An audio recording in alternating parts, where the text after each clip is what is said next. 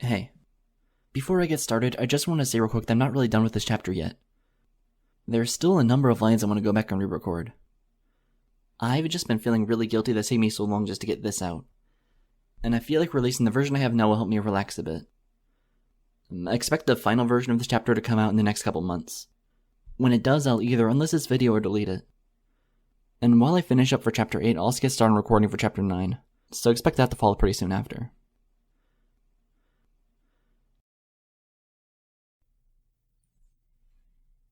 Dear Journal, what does every pony want in life?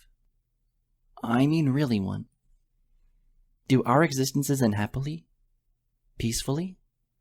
Only if we've accomplished all the things we've ever dreamt of doing? Do all of our achievements and medals and trophies really mean so much to us when the final curtain falls? Are the lengths of our contributions to this world enough to serenade us gently into the cold embrace of death? For no matter what we do, no matter what we set our minds to, no matter how many factors we struggle with in life, when that life comes to an end, we make our final bows alone. We are solitary in our death, which is a fascinating piece of irony, for we are hardly that solitary in our conception. History has a funny way of starting things with multiplicitous factors, only for them to end in singular, trailing obituaries. I have a lonely journey ahead of me. I always have. There hasn't been a day when I wasn't meditating on the elegies, on the tempestuous act of unraveling them, on the unknowable future that such an endeavor promises me. In a way, I've been supremely courageous in my musical tasks, dealing with them with as much gusto as any heroine that I've long admired in literature. But now, as I prepare to scale the most frightening mountain of my trek, as I gear myself for tackling Elegy number 8, I do so with great hesitance, because I can't get over just how lonely a task it is. This didn't used to bother me so much. It didn't always make me feel so intensely alone. Not until just recently. Not until him. A crown of golden tulips framed a rosy candle, burning dimly in the middle of a wooden eating table. I stared at the glistening yellow flower petals. I should have been pouring my eyes over the half-completed music sheet before me instead, but I wasn't.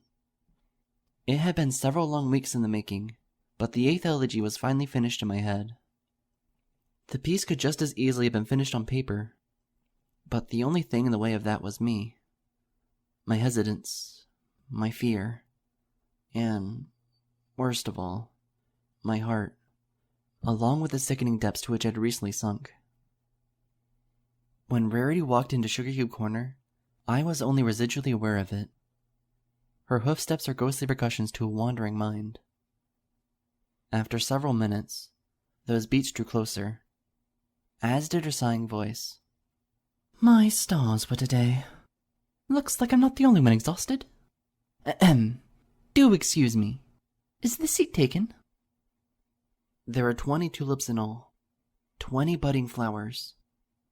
20 mornings spent trotting into town, only to be greeted by a smile, a voice, and an earthen scent that set my heart aflutter. Until now. I had preserved them so well. Now I wondered how long it would be until they too withered away. Why are the sweetest things in life so fragile? I can still feel those gentle warm breaths against my muzzle. I'm so terribly sorry. Am I breaking your concentration? If so, I'll move along to another seat. I glanced up at Rarity. She stood before me with a steaming cup of coffee floating beside her. Her glittering eyes entreated me, and the empty stool on the other side of my table. I glanced down at my music sheets, then at the other tables around us. Every other spot in Sugar Cube Corner was densely occupied by clusters of chatting, dining, murmuring ponies. I gently smiled up at her, though I doubted my eyes were half as lively. By all means, have a seat, Rarity. She instantly brightened at the sound of her name. Oh, well, if this isn't a treat. Rarity smiled and sat daintily across from me. After one sip of the coffee mug, she adjusted the scarf around her neck and remarked, I spent an entire weekend in Camelot, attending the gala, surrounded by elite ponies. Not a single one of them giving me so much as a second glance. I returned to Ponyville, and the first stranger I speak to knows me by name. She suppressed a giggle and smiled. We all do well to be reminded where our home truly is. It's a pleasure to be of your acquaintance, Miss... Heartstrings, I murmured. Lyra Heartstrings. My, I dare say. She stifled an unladylike chuckle. Your coat has seen better days. Dare I ask what happened, dear? I was briefly confused. My limbs flexed, and I again felt the stretch of tiny bandages covering random spots on my body. My leg, a hoof, and a stretch of skin below my left ear. Oh, nothing to be concerned about, I said gently. Ponyville's been no more dramatic than usual while you were gone. I didn't bother sugarcoating the edges of that lie. Very well, she remarked, swirling the coffee in her magic grasp. I often take for granted how truly intuitive Rarity is capable of being. If you insist, I won't inquire further. Much appreciated, I replied in a low tone. I levitated a pen across the sheet and sketched 2 more notes of the elegy. The scratching of the quill across the parchment set my nerves on fire. I could just as easily have been chiseling words onto a gravestone. I feared that the scene might become even colder. You were just in Camelot, It didn't take a genius to detect the lack of enthusiasm in my voice. It took even less of one to notice how little I cared. Some pretty exciting things were happening there, if I'm not mistaken. Exciting? More like magical. Marvelous. Supremely fabulous. With each utterance, Rarity swooned more and more. She teetered back dramatically in her seat, catching herself with a bright gasp.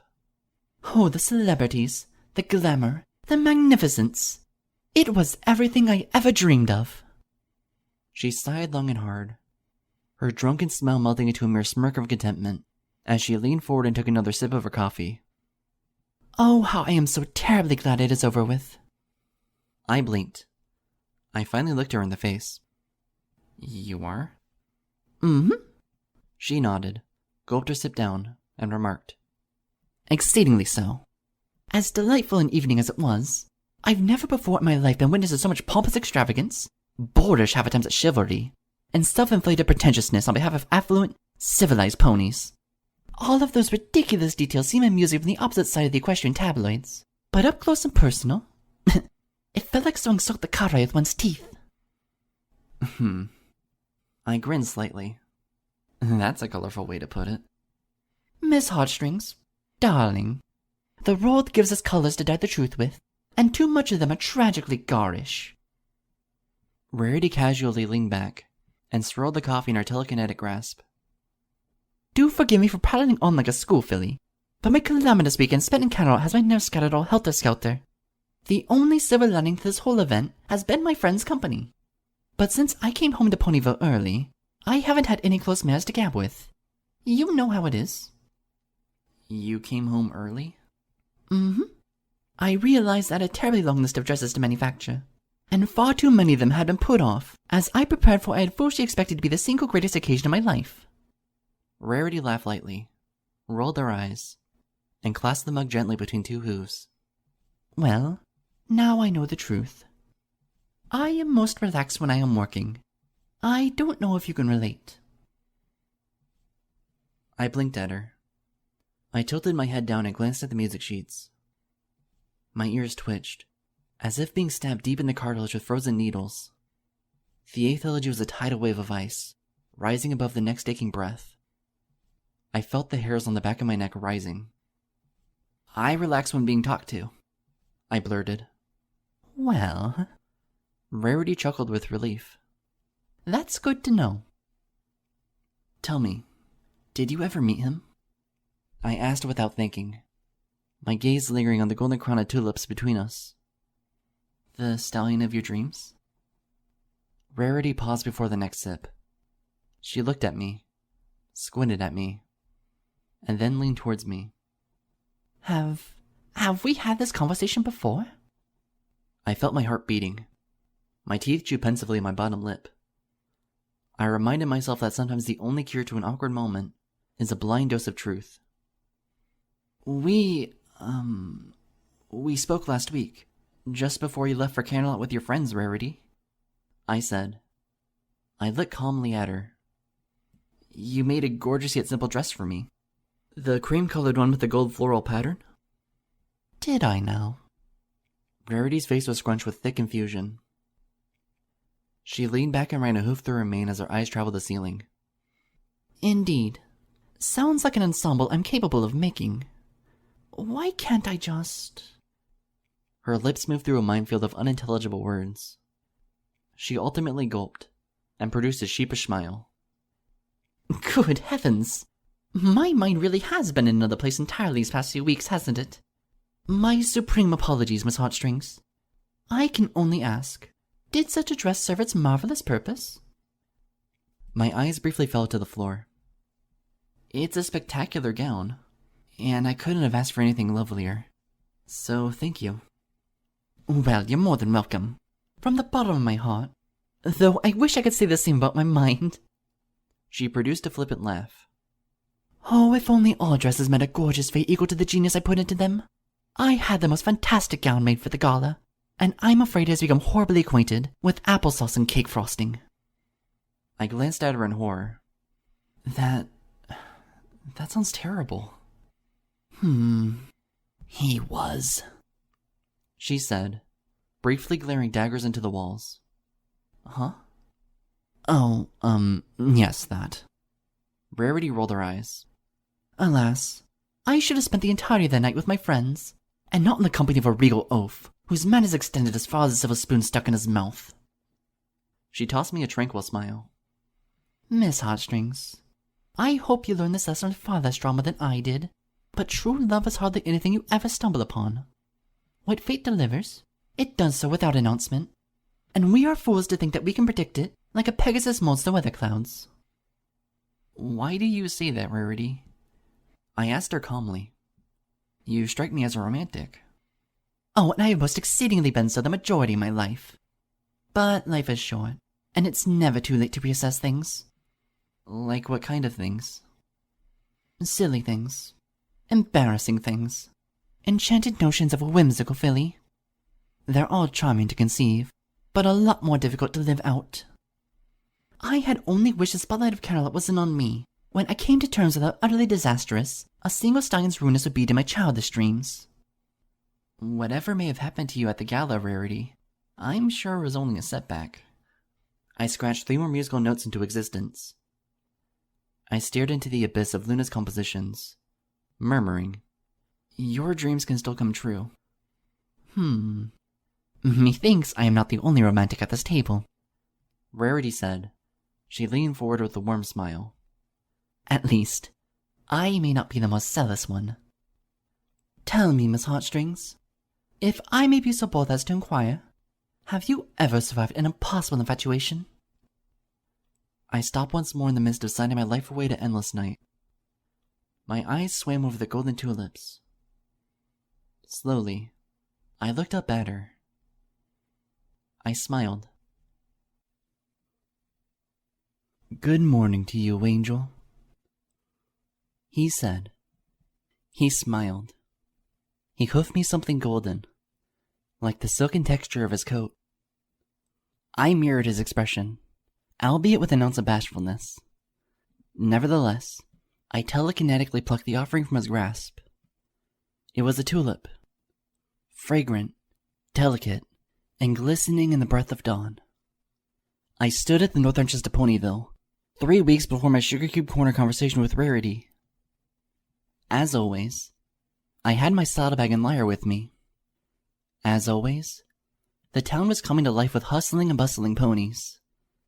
And, as always, he was there in the middle of it all, gazing and smiling at no pony.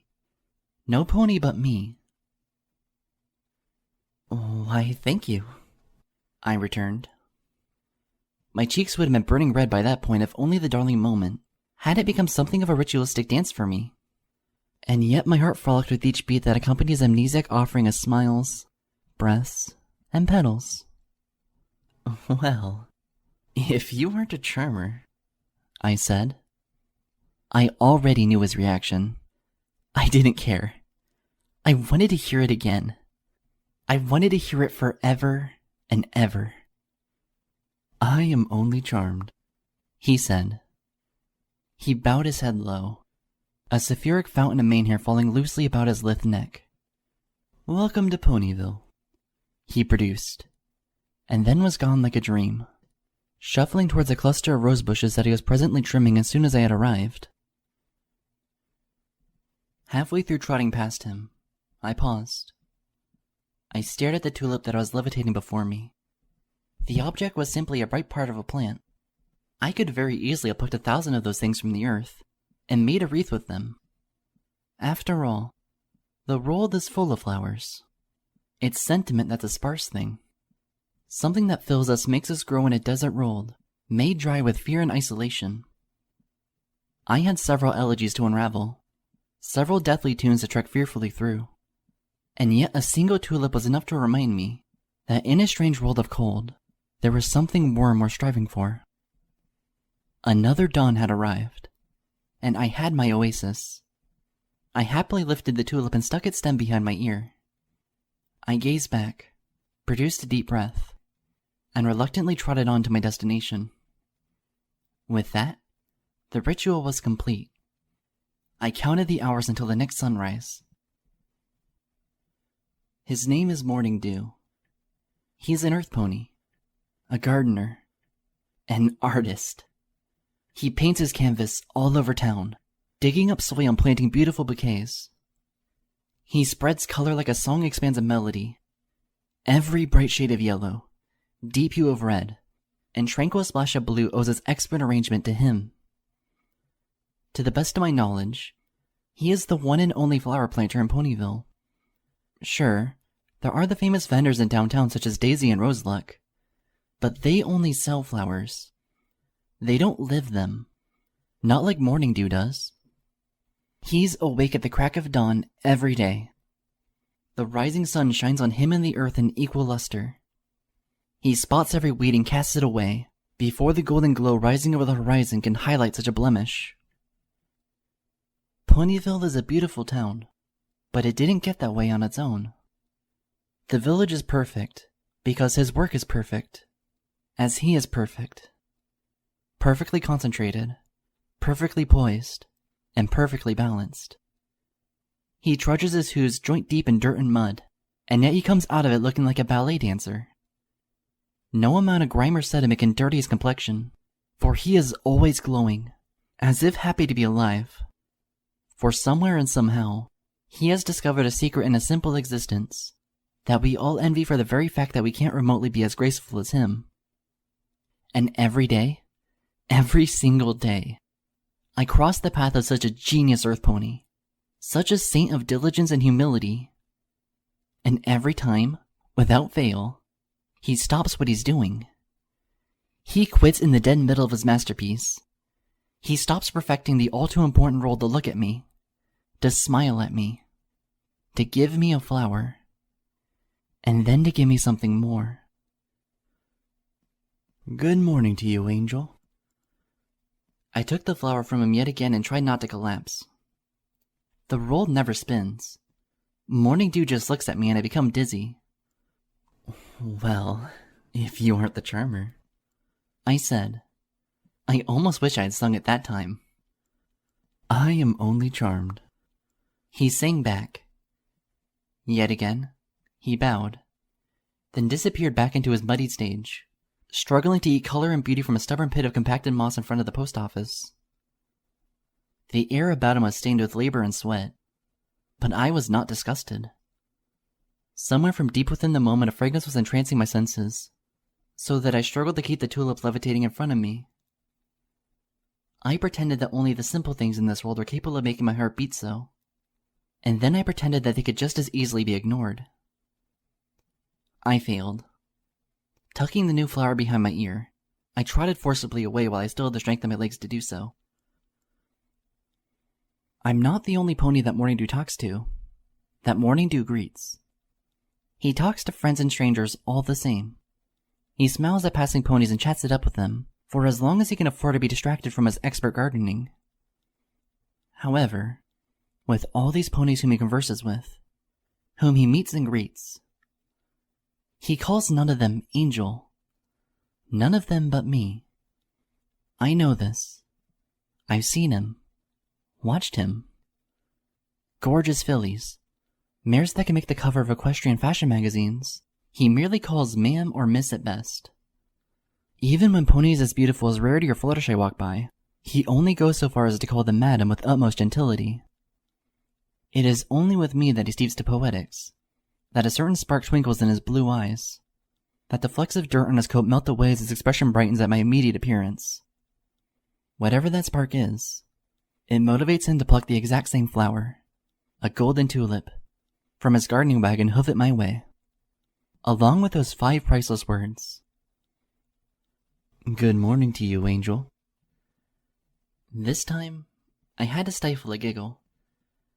It was a dismal morning. Both of us were drenched. The Pegasi were giving the landscape an early shower, so as to clear the skies for a picnic later that afternoon. The streets of Ponyville were practically flooded. Half the restaurants and shops weren't even open yet. The morning sun was nothing more than a gray splash of refracted light beams. I didn't even know what I was doing there, plodding through the mud, letting my hoodie get soaked to the sleeves.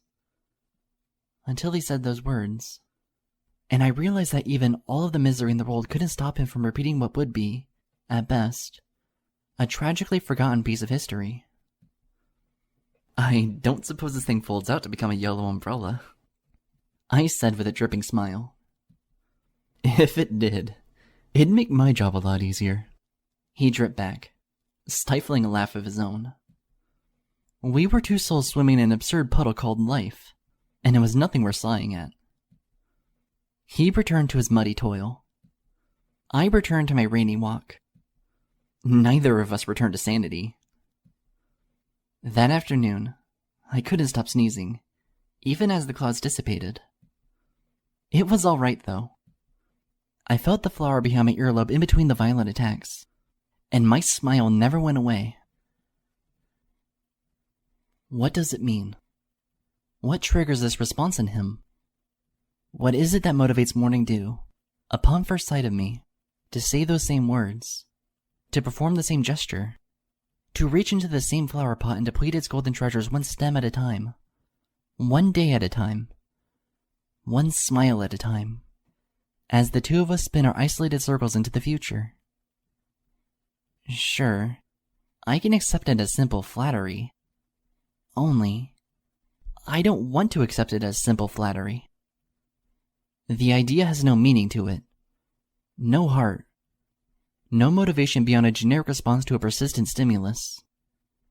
It'd be the same as Spike complimenting me on my hoodie, Rarity insisting she make me a new jacket, or Rainbow Dash questioning why she just rammed into my cabin out of nowhere. I've come to accept the citizens of Ponyville over the past year as friends, acquaintances, and even family. At the same time, I have to step back and re-examine these neighbors of mine, realizing that they'll only ever be hollow imitations of friends, at least as far as I'm concerned. Every conversation I have with them is a first conversation.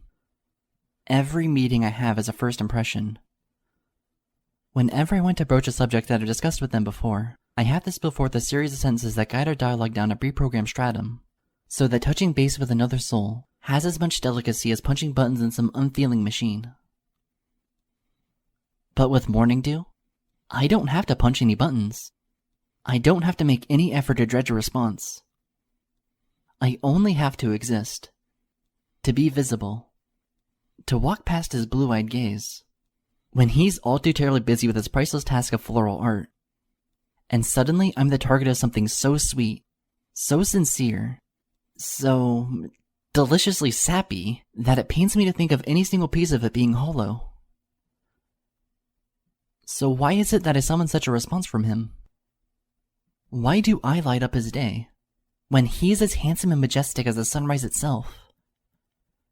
Why does he donate me his smile? A smile that would make any self-respecting filly crumble to her knees. And then top that off with a flower and a greeting and a regal bow. Why am I mourning to his angel? I think about this constantly. I ponder about it. I obsess over it. And sooner than I realize, discovering the eighth elegy is no longer the forefront of my mind. Something else is. Some pony else is. And in spite of all my years of scholarly research, musical compositions, and adult studies, I cannot help but feel like I am once again a whimsical school filly. Well, if you ask me, Miss Heartstrings, there's nothing at all wrong with it, Twilight Sparkle said with a smile. I stood in the center of the library, summoning a protection field over my glowing horn. I meditated carefully, but all of the strain was gone. It was no longer a difficult task. The only thing that took an awful lot of effort was convincing Twilight that this mint-green stranger needed a lesson at all to begin with. What do you mean there's nothing wrong with it? I groaned, eyeing the green dome forming above my crown. Some pony my age should know better than the humor schoolyard crush. Schoolyard what now? I glanced at her with a sour expression. You heard me. What else am I going to call it? Twilight giggled and paced around me. It's only natural to feel attracted to another pony, regardless of the severity of that fixation. As she spoke, she carefully judged the progress of my protection field. Why, I've read in several psychological studies that a distinct lack of infatuations in early adulthood is suggestive of acute depression. I came to you because I've heard a great deal about your innate wisdom, Miss Sparkle, I muttered. I briefly clenched my jaws as I extended the emerald dome into a translucent parasol above me. Do you have any advice to give that you haven't gotten from reading books? You're talking to the wrong pony, she said, almost chuckling. My experience with courtship is about as detailed as my experience with, street hockey. She blushed slightly, her violet eyes adorably searching the floor for an exit from this topic. Besides, my head isn't exactly in the right place in the moment. Just before you came in, I was preparing a speech to give the Princess Celestia when I meet with her at the gala 2 weeks from now. Oh, I'm sorry. The dome above me began to dissipate and wobble. I obviously came at a bad time. No, it's fine. She gestured in front of me, smiling to placate my worries. I'm happy to tutor some pony magic once in a while. Besides, she rolled her eyes at herself. Princess Celestia is always telling me in letters that I need to take breaks every once in a while. And if there's anything I want to prove to her when we meet again, it's that I've learned a lot of things over the past year. I have no doubt that you'll have a lot to show for yourself, I said to her with a smile. Along with all your friends. Perhaps so. She cleared her throat and paced around me again, as I reformed the dome. Does he only give flowers to you? Huh? This stallion you were talking about, Twilight remarked with a wink. You said he gives you a tulip every morning. I may not be an expert on romance, but that's showing some persistence, don't you think? When most guys commit to a single act, it's a sign. A sign of what? You obviously mean a great deal to him for the stallion to be performing the same gesture on a regular basis. Unless, of course, he's just as forgetful as a goldfish. Oh, wait. Twilight's face scrunched up cutely. That myth's been debunked. Or has it? I smiled nervously. I wouldn't put too much stock in it. What, goldfish? No, I mean... I sighed. Never mind. Anyways, I think it's perfectly fine to still be infatuated at our ages, Twilight said, smiling gently at me. It's especially fine when you have the target of such a fixation mutually interested in you. You really think that's the case? I stammered. She rambled on. In fact, many mares would consider you lucky in our day and age. After all, following the great changeling incursion of the early classical era, the gene pool's never exactly recovered. There's still one male born to every 5 females in Equestria. If you're actively looking for a very special sim pony, and sim pony compatible is right there in front of you, then it's almost a crime to not pursue a relationship. Metaphorically speaking, of course. But I bit my lip. I was already dreading the number of minutes until this conversation, like so many thousands of others before it, would evaporate into oblivion, and I would once again be alone with my thoughts and shadows. What if I'm not in a place to be looking for a special sim pony? I gulped, and the emerald shield above me wavered slightly. What if I just can't afford it? Shh. Concentrate. Twilight stood before me and gently touched my shoulders. I sighed. I took a deep breath. I gazed into the face of my full-hood friend. She gazed back, my anchor, and smiled. It's a sad day when we convince ourselves that we can't afford the things that will only make us happy. Her innocence was heartwarming, though I expected a surge of regret to trail the end of it. I spoke before I could think that far. What if it's just a paper moon? How would I know it's something worth affording? Well, if I were in your place, and I wanted to pursue something, well, anything. Twilight sat back and tapped her chin while thinking aloud. I'd go about it scientifically. I made a face. Scientifically? I'd make tons of observations. I want to tell Twilight that I have. I want to tell her that my life as of late has been nothing but observations. But how could I do that without coming across as a total sap? A pathetic dreamer? Or a silly filly with sparkles in her eyes? Besides, how could the learned mare relate? There's no way I can instill in her the same burst of excitement, the same flutter of the heart each time I hear his voice. Every morning, I expect him to ignore me. And every morning, to my immeasurable joy, I'm disappointed. I may be invisible to the history books, but I am as real to him as oxygen. He breathes me in, and then he breathes the immortal words out. Good morning to you, Angel. Seriously? Applejack exclaimed, raising an eyebrow beneath the shade of her hat. He calls you Angel? Yes. I nervously confirmed, all the while planting seeds in front of my cabin. And then he gives me a flower. What, like a rose? A tulip, actually. A tulip? Yes. I fidgeted with my task. She reached in and guided my hooves, so that I planted the seeds expertly apart in the plowed soil. I thanked her with a nod and continued on. Is that a bad thing? Well, it's a mite bit peculiar. She brushed a few golden bangs beneath the rim of her hat, and leaned against a parked wagon full of apple baskets. Most times, stallions fancy offering roses within pickup lines. Is that what you think it is? I briefly frowned. Pickup line? You want to hear my advice, ain't you? She smirked. He's baiting you, Missy. Oldest trick in the book. A book you've read through and through, I imagine. If you mean it to question my experience, then them some fields you don't want to be harvesting. Why not, Miss Applejack? She groaned and adjusted her hat. Because... Her nostrils flared at the recollection. The first time I ever caught the fancy of a stallion... I paused and squinted up at her. I'm sorry. What was that? I'm not an honest Easter. Her words once again melted into indistinguishable mumbles.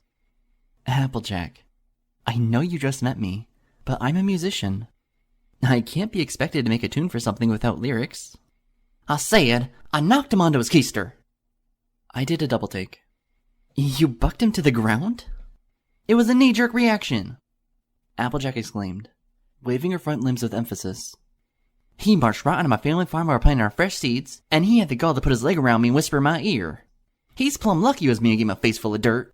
If Big Mac got to him, he would have ended up with no behind, much less one he couldn't sit on for a week.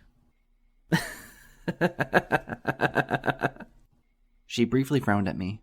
Tain't funny. The stallion was a heavy-breathing farmer with no respect for mares, or personal space for that matter. And this has to do with my situation how? I smiled at Patrick from where I continued planting the seeds one at a time. The pony I described as a perfect gentle colt. His worst sin is flattering me, and returning back to his work like nothing happened. Applejack sighed, dusting her hat off absent-mindedly while speaking. You're right, I suppose. Reckon not every stone in the world deserves that fifth leg cut off. No, there's the spirit. But they do stand to sit on it once in a while, she grumbled. Ah, Miss Applejack. She sighed, then softly trotted towards me with a smile. Look, Miss Heartstrings, darling. She sat beside me and took the seeds, planting them so that I could watch up close. I don't mean to be sending you the wrong impression.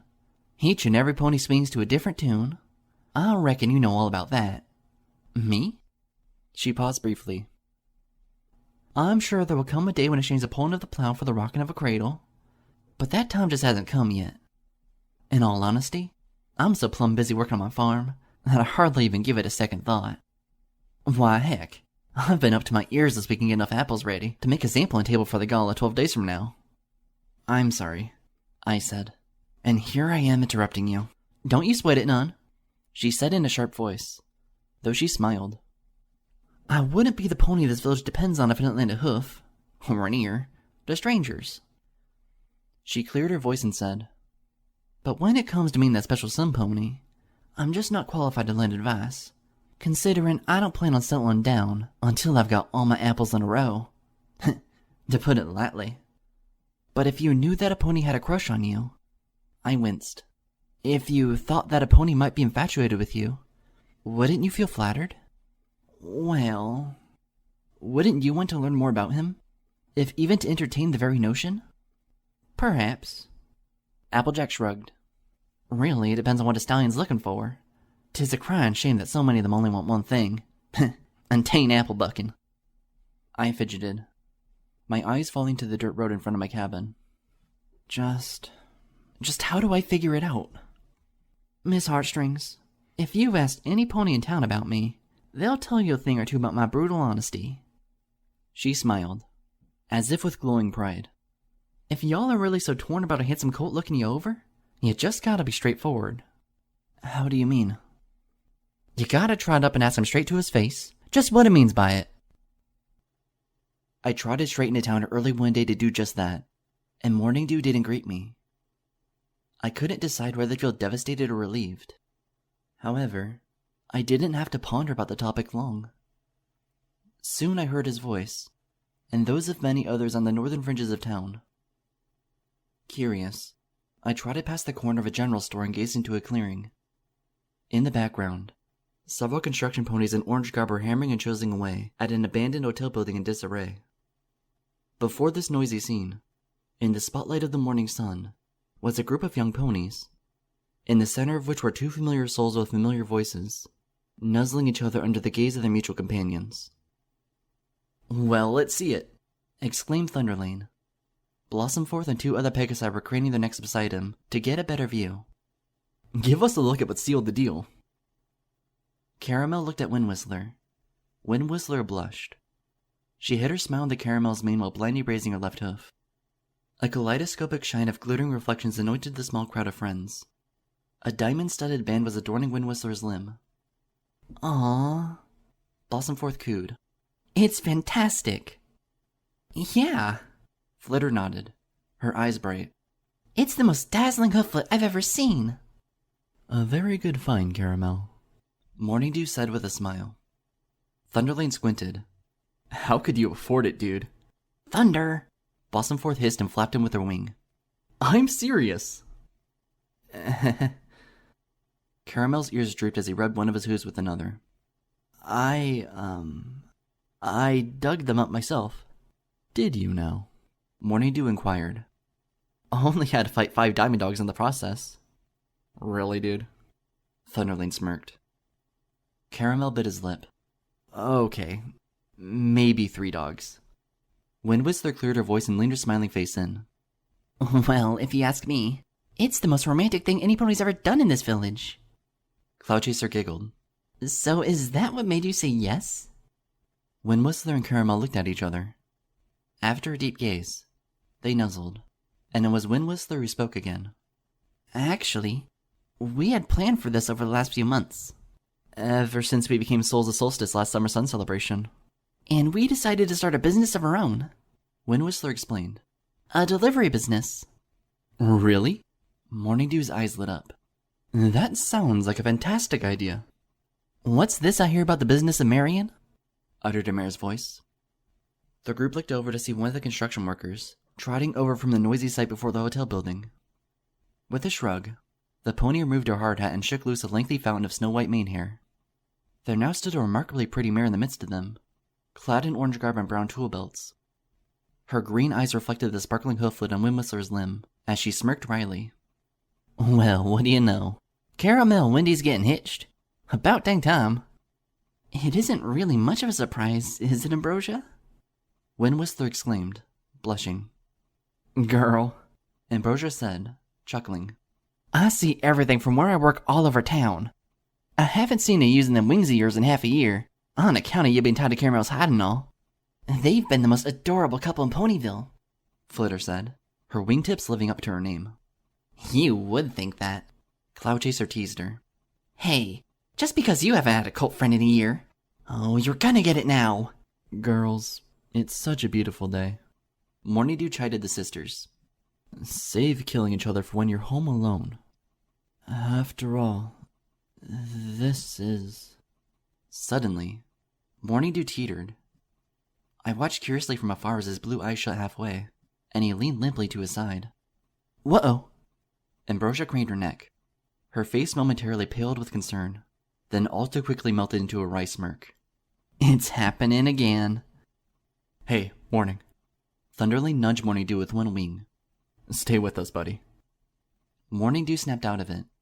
His eyes blinked until they were fully open again. Ahem. Do forgive me. I'm just happy to hear the good news. We can tell, Ambrosia said, winking. She looked over to the nuzzling couple. I think it's fantastic.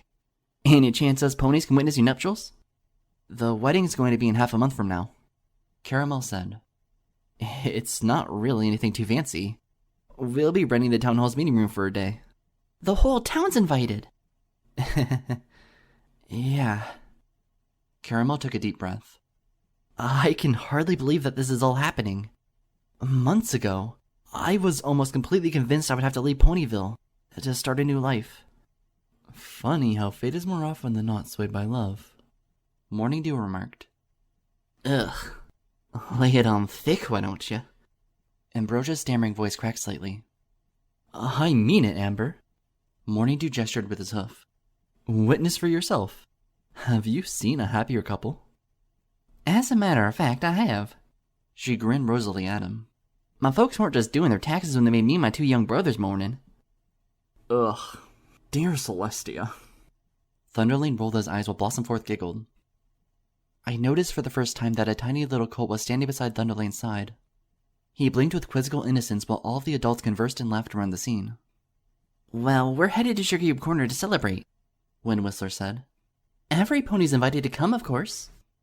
We'll talk more about the wedding, and this delivery business we got planned, Caramel exclaimed, his sapphire eyes alive with excitement. I may join you fine ponies later, Morning Dew said. I can't rightly abandon the work I have to do. Same here, y'all, Ambrosia added. Besides, I've been around sawdust and sweat and work ponies all day. I just stink up a pretty place like the corner. Somehow I doubt it, Amber, Blossomforth said. She looked at the others. Well, what are we waiting for? Wind Whistler giggled. Come on, Everypony. She and Caramel were the first to trot away, side by side. Cloud Chaser and Flitter followed. Thunderlane and Blossomforth soon marched up the rear. Only one equine figure lingered. It was the colt. A tiny Pegasus at that. I suddenly recognized him as Thunderlane's little brother. What was his name again? Tremor? Quake? Boomer? His face was blank, until it grew longer. I noticed that his lonesome gaze was being cast in a direction that no other pony was looking towards the entire time. With the careful precision of a well-practiced observer, I trailed his eyesight across the lengths of Ponyville. Where it landed was on a patch of grass, where 3 young ponies were having a picnic. They were all the colt's age, and just as bright and innocent. The trio was hardly a rare sight for the likes of downtown Ponyville. Scootaloo, of course, I recognized immediately. The other 2 fillies I had seen before. It took me a few seconds to process the information, but I soon determined that they were the sisters to Applejack and Rarity respectfully. The 3 crusaders were scribbling various things onto a sheet of paper. Undoubtedly a brazen to-do list of experimental talent hunting. Scootaloo said something, and Applejack's sister giggled. Rarity's young sibling reacted differently, breaking into a brief song to tease Scootaloo, before the orange Pegasus suddenly swept her into a giggling tackle. Thunderlane's brother blinked from afar. A sigh escaped his lips. Something that was remarkably somber and lonesome for a colt his age. Or so I thought. I saw his tiny wings drooping on either side of him, so that when I glanced once more between him and the fillies in the distance, I made a sudden connection, and I didn't know whether to feel humored or sympathetic. Perhaps both. Rumble, didn't you hear? Thunderlane's voice boomed from the distance. We're headed to Sugar Cube Corner. But I was just... Rumble's tiny voice squeaked. Come on, Pipsqueak. Don't let me catch you dragging your hooves. Dad says I'm to look out for you. Rumble's head hung towards the ground. His wings twitched one last time, and he trotted firmly, but slowly, away from what he had been gazing at, eventually joining his brother and his brother's friends in their trek across town. Morning Dew's voice, as always, broke me from my silent watch. Well, that is certainly good news. For the longest time, I was frankly worried about Caramel. He turned and smiled at Ambrosia. It's remarkable how his and Wind Whistler's life turned out for the best. Stranger things have happened in this town. Ambrosia nodded. She slapped the hard hat back onto her head. But you don't see me complaining. She turned and smiled at the stallion. Why, Morning. You're not jealous, are you? What are you going on about now, Amber? He smirked. She giggled, betraying the rough exterior produced by a working gear. You always have struck me as a bit of a romantic, well, with all your flower plucking and all. She winked. The way you gush over Caramel and Windy. Her jaw tensed slightly. I figured you want to be hitched yourself someday. Morning dug his hoof briefly into the ground. I doubt that's gonna be happening anytime soon. Why are the nicest ponies always married to their work? It's not that, Amber. Morning Dew sighed. He turned around, his face sweeping the village in a brief but immaculate deadpan. I guess I've yet to meet that very special simpony. His gaze met me, only it didn't. As soon as my ears heard those words, I vanished, hiding like an escaped criminal against the obstructing wall of a building side beyond his vision. I felt my breath coming out of pathetic little pants. My throat had knotted up, and my chest heaved like a zeppelin on the breaking point. I fiddled with my hoodie sleeves. If I could have hidden my entire body into that sweater jacket, I would have. What is wrong with me?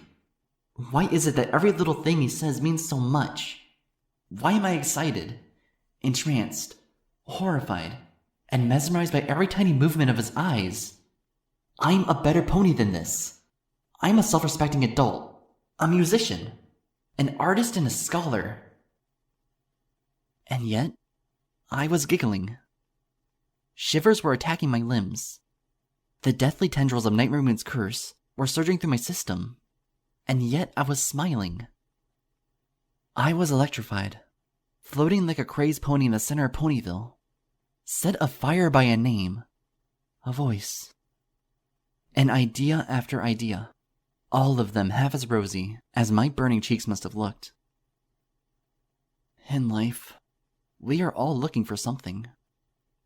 I was looking for an answer to the elegies, or so I had long thought. It occurred to me that I was secretly searching for something more.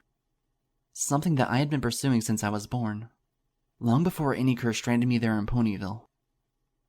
To think that maybe, just maybe, a stallion like Morning Dew was looking for the same thing too? Or the same one? No, I can't afford to think of anything so silly or fanciful. I have a solution to deal with. I have a magical imprisonment to break myself free of. That is all that matters.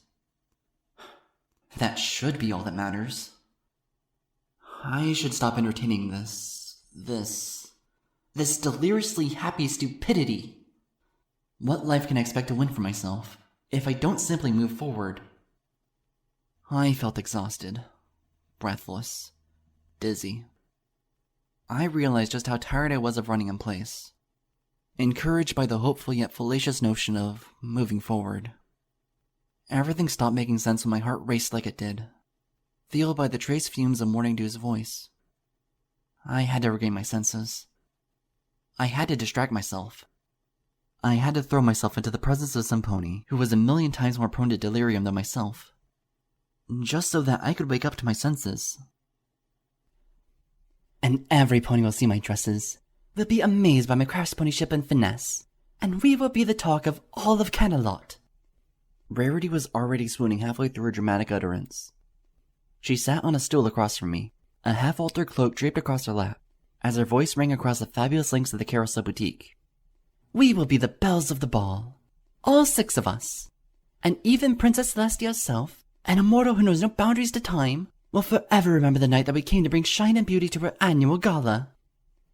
I smiled as I listened to her, my chin propped up on a pair of hooves.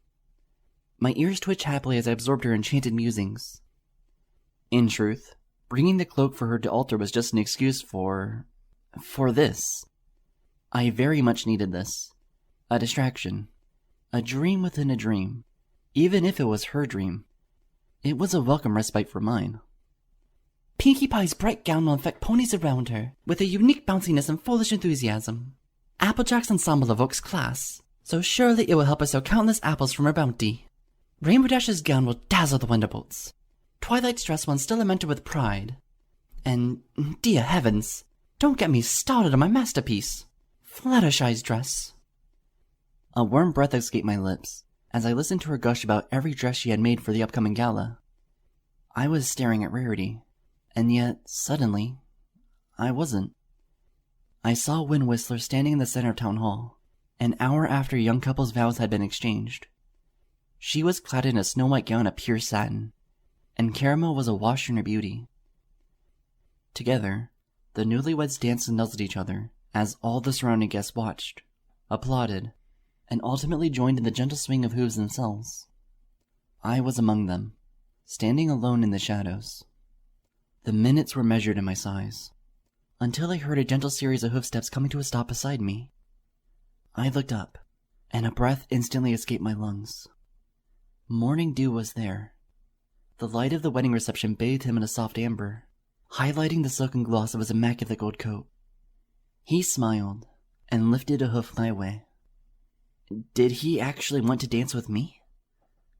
I was a perfect stranger. I would forever be. I should have refused, but some cosmic force pulled my hoof towards his, accepting his gesture, set afire by the possibility that we could be dancing together, side by side, ear to ear, and I would finally get a chance to hear him call me Angel again, only this time so close to me, and so close to my beating heart. And then, when the night is alive with stars and music, I will finally get a chance to meet him.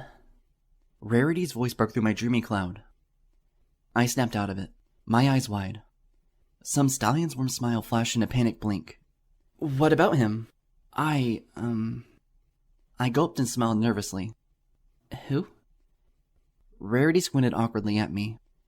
It felt as though the two of us had been mutually woken up from some fitful enchantment. Is something the matter, dear? No. I cleared my throat and shifted nervously on the stool. What makes you think that some ponies the Morning Dew? I seethed, shook my blushing cranium, and took a deep breath. You were going on about the night being alive with stars and music? Yes. Rarity's eyes sparkled with more than noonday light filtering in through the windows. Her pale features melted, under a deep rosiness blossoming to her cheeks. I can see it all now. I'll be trotting into the polished chambers of the royal palace, a stranger to Everypony's eyes, and yet a glorious sight to behold in my stunning dress. Everypony will wonder just how a simple man from Ponyville could be dressed in such a way to be the envy of the most elite and regal of equines. And then he will see me, and his heart will be set aflame with curiosity and awe. He will have to know just who this special pony is. He will abandon his entire royal entourage, just so he can march across the palace on his lonesome, and raise my hoof to his lips for a kiss, then ask me to dance, just so that I could bless him with my presence. You... I narrowed my gaze on her. You have your hopes set on capturing the attention of an equestrian prince? Well, I most certainly don't intend to make the palace groundskeeper swoon, darling. She let loose a flippant laugh. There are times in life when it's perfectly righteous to giggle like a pony having just visited the dentist. In response, Rarity merely rolled her eyes. Is it really such a shameful fantasy for a man my age to cling to? I finally recover from my tittering outburst. Well, it certainly is fantastical. If you ask me, Miss Heartstrings. I pity ponies who completely grow up, She said. Really, I do. We are the sum of our dreams. Some of us, those who are artists, are even defined by them. What is life if not a canvas, worth coloring as much as we would dare to? I smiled. You have the most magical night in your life just around the corner, Miss Rarity. I said, it's hardly shameful to indulge in a dream that suddenly has a chance of being realized.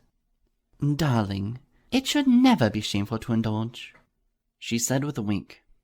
So long as we can afford to tease fantasy with the bits of reality we merit. Only fate knows who I will or won't meet at the gala, but I surely won't, for even a second, lose sight of that which I've anticipated since I was a tiny little foal. And that tiny little fool wanted to become a princess through courtship? I asked. Rarity gave an airy laugh. Miss Heartstrings, surely you too had fanciful dreams when you were just a filly? I shrugged. Being first chair in the Caramel Symphony Orchestra comes to mind. Do not attempt to fool me any more than you fool yourself, darling. Rarity leaned forward and implored the gentler parts of my soul with her eyes. Certainly someone that learned mind of yours is a romantic dream still unrealized. Romantic dream? Yes. A notion. A fantasy. An aspiration that is larger and sweeter than life, as you currently pretend to know it. He smiles at me. He gives me the flower. I'm his precious angel, and he reminds me of it. I have the urge to tell him that if I am an angel, then I lost my wings ages ago. No sweet seraphim should ever be stuck on this earth, countless leagues from home. It isn't until he looks at me with a sad expression that I realize that I've been rambling. I apologize and try to leave. He anchors me in place. He insists that I explain what I mean. He's curious. He cares about me and what's plaguing my spirit. So I tell him. We go for a walk through the woods as the conversation blooms. I pretend to be interested in the weather, in the sunlight, in the life glimmering all around us, in anything but what I'm actually staring at. His blue eyes entreat me with as much magnificence as his smile, and soon I am telling him everything. I tell him about it all, about the curse, about the cold shivers that assault me on a regular basis, about the days that I spend alone in a sea of happy souls, that drown me as much as they inspire me. And he understands. I am utterly shocked. How could he understand? Is he pretending just to make me feel better? But no. He understands. And he explains it, gently grasping my hooves in his. He looks into my eyes and shares it. An angel clipped of her wings looks for other ways to fly. It's no wonder that I'm always trying to make songs. I'm trying to catch a wind that is forever lost to me. If he could, He would be that wind, and he would carry me to brighter, warmer, happier places. Looking into his eyes, windows to a soul that wishes it could absorb my sorrows, I suddenly have no energy left to doubt him. If the curse's cold finally ends me there in the middle of the forest, I would feel no qualms about dying in his embrace. For I know that he would bury me with as much respect and care that only a dutiful gardener could commit. The same respect and acknowledgement I've struggled for so many months in this freezing prison to summon from the disparate ghosts around me. And so I tell him what to put on such a grave. I tell him my name, like I've never told any pony before. I offer it to him. I pour it into his ears, with my breath as a vessel, and my pent-up tears as a solvent. And he catches every single drop, adding it to the same reservoir from which he draws the water to christen the most beautiful and colorful things this village has ever known. Before I know it, evening has fallen. I don't know how long we have left before the moon shatters the beauty of this moment. I don't know how many steps we'd have to take for me to escort him back to Ponyville and bid him a bitter goodbye. All I know is that my cabin is around the bend, and I don't want to face the cold, dark gaze of night alone. Not again. I would rather die. So I make an excuse. Something about showing him a musical composition I've been working on in the confines of my cabin. To my shock, he's actually interested. It's frightening, really. I should be frightened. My hoof steps quicken, but instead of fleeing from him, I'm leading him home. To my home. Once inside, he instantly marvels at the plethora of musical instruments hanging from the walls. His smile of admiration lights up in the amber glow, like an artificial sunrise. It's almost magical how swiftly I've already lit the fireplace. It's not like I'm actually cold. I'm sweating through my hoodie. I should take the stupid thing off. I realize that if I asked him to, the gentle coat would likely oblige me, and I sweat even more. He notices. Of course he notices. He sees everything. How else could he plant and grow beauty in all the world's most hidden niches? He walks across the cabin towards me. Our hooves don't touch. We are both on the crest of something so beautifully dangerous, and yet he knows that some things must remain sacred until I choose to build that bridge first. I stand there, shivering, mere inches from his concerned expression. I realize that the best bridges in history have been built by the architects simply collapsing, so as to show where the ravines are in the first place. It's a bitter ensemble that brews these tears suddenly cascading between us. So many soul-end symphonies have been performed in this cabin, alone, when the lights go out and the only fire that remains is the pain of my crumbling heart. There is no number to measure the nights I have spent curled up in this very place, serenaded to slumber by the sound of my own sobs. I wake up in the morning purposely forgetting them. I hardly even write about them in my journal. What is the point? Every pony is sad. Every pony is alone. I just never thought, not even in a million years, that I would be all of these pathetic things, and the only creature capable of dealing with them would be myself. Brave soldiers and warriors of ages have died in utmost agony. At least they had the songs of their comrades to herald their courage for centuries to follow. When I die, the resulting dirge will fizzle out along with me, and all that will be left of my melody will be the empty space cast heartlessly between the breasts of strangers. It isn't until I brush the tears from my eyes with my sleeve that I see his face moving closer to mine. It's now that I realize that every single thought that's run through my head has been spoken aloud. I want to scream in frustration, but he silences me with a whisper. He's nuzzling me. For the first time ever, I can finally feel the soft, silken texture of his golden coat. He treats me as if I'm 100 times more priceless than he will ever be. He gives no words, no grandiose speeches, no hollow attempts at placating me. All he says is my name, over and over again, like a gentle hoof planting seeds of life into inert soil. And that's when I finally crumble. He catches me. He holds me. I try to tell him that is all I want. To be held. To be caressed. To have my existence and preciousness acknowledged through an endless embrace. However, I'm crying too much for my words to come out legibly. But as it turns out, words are as pointless to him as they are to me. After all, he already knows. He understands. As the minutes bleed into hours, we lie before the fireplace together.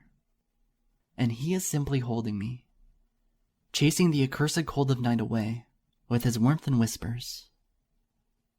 And I release so many months of anguish and ennui. I release, knowing that he will catch them all. His heart's a basin built for the two of us since the dawn of time. I know that he realizes this, for no matter how much I cry or sob, his smile never fades away. I want to write songs about him forever. I want his ears to be filled with as much beauty as what he's gifted me with, right here and now. And then I gaze up, and I gasp. I see the sunrise through the window. The night has gone by, its cold moon having shattered like a bad dream. I feel my heart racing, about to burst from my chest. He asks me what's wrong. But that's not all. When he asks, he says my name. He says my name. Blessed Celestia. He says my name. He hasn't forgotten me. I still mean something to him. I still exist. I am more than just a shivering body in his embrace. He knows my name. And I know that I am no longer cursed. For I am his. And he is mine. That's when the tears end, and I cuddle up against him. I maybe even laugh. He does too, stroking my mane like a porcelain doll on his forelimbs. The morning sun pours in through the window. It's a new future. A new life.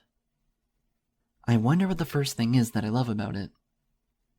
I decide that it's his fragrance, and I laugh again, if only to smell him more, to know that this is real.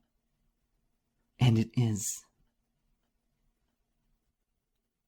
I took a deep breath. I looked across the boutique at Rarity. Romantic dreams are just that, I ultimately murmured. Dreams. My smile was placid. The necessary dam to inane floodbanks that no pony ever needed to be burdened with. There are many things in life that stand to be achieved. Quite a few of them, I'm convinced, can be accomplished alone. Rarity gave me a knowing glance. What a tragedy. I blinked, then looked at her cockeyed. How do you mean? She ignored that, instead gazing down at her gentle needlework. Flights of fancy aside, there's the truth I've long believed in, Miss Heartstrings. Oh, yes? And what's that? It's a large world that we live in. A world that is all too often beset with trepidation, pestilence, and all sorts of horrid monstrosities. If you think about it really hard, we equestrians are truly blessed to have such a radiant alicorn watching over our lives on a daily basis. She looked up at me with a serious gaze. If this was another life, another circumstance, where we weren't so avidly protected, just how swiftly would we lose all the fragile things in existence that we cherish so much? That's rather deep, I said, chuckling helplessly. Is it now? Rarity smirked wryly. Have ponies around town given you the impression that I'm incapable of such intense thought? She went on. We live such short, bleak lives. And yet, she grinned delicately. we have the power to exhibit such boundless beauty and grace. True, there are many other creatures who shine with dazzling qualities of their own. Griffins possess an unmatched stature, and dragons, for all of their brutish exteriors, display great, noble antiquity. But think about it, Miss Heartstrings. Are there creatures in this world who are truly more precious, more delicate, or more exquisite than ponies? Well... I ran a hoof over my neck as I shrugged. I suppose there are times when I believed in that, though I felt a little shallow for doing so. Don't, She said bluntly. for there is no shame in it. Ponies are diamonds in the rough of this world, Miss Heartstrings. For all of our historical mistakes and occasional sins, we've only ever been stewards of nature, and I'm convinced that we left a blessing on this landscape instead of a blemish.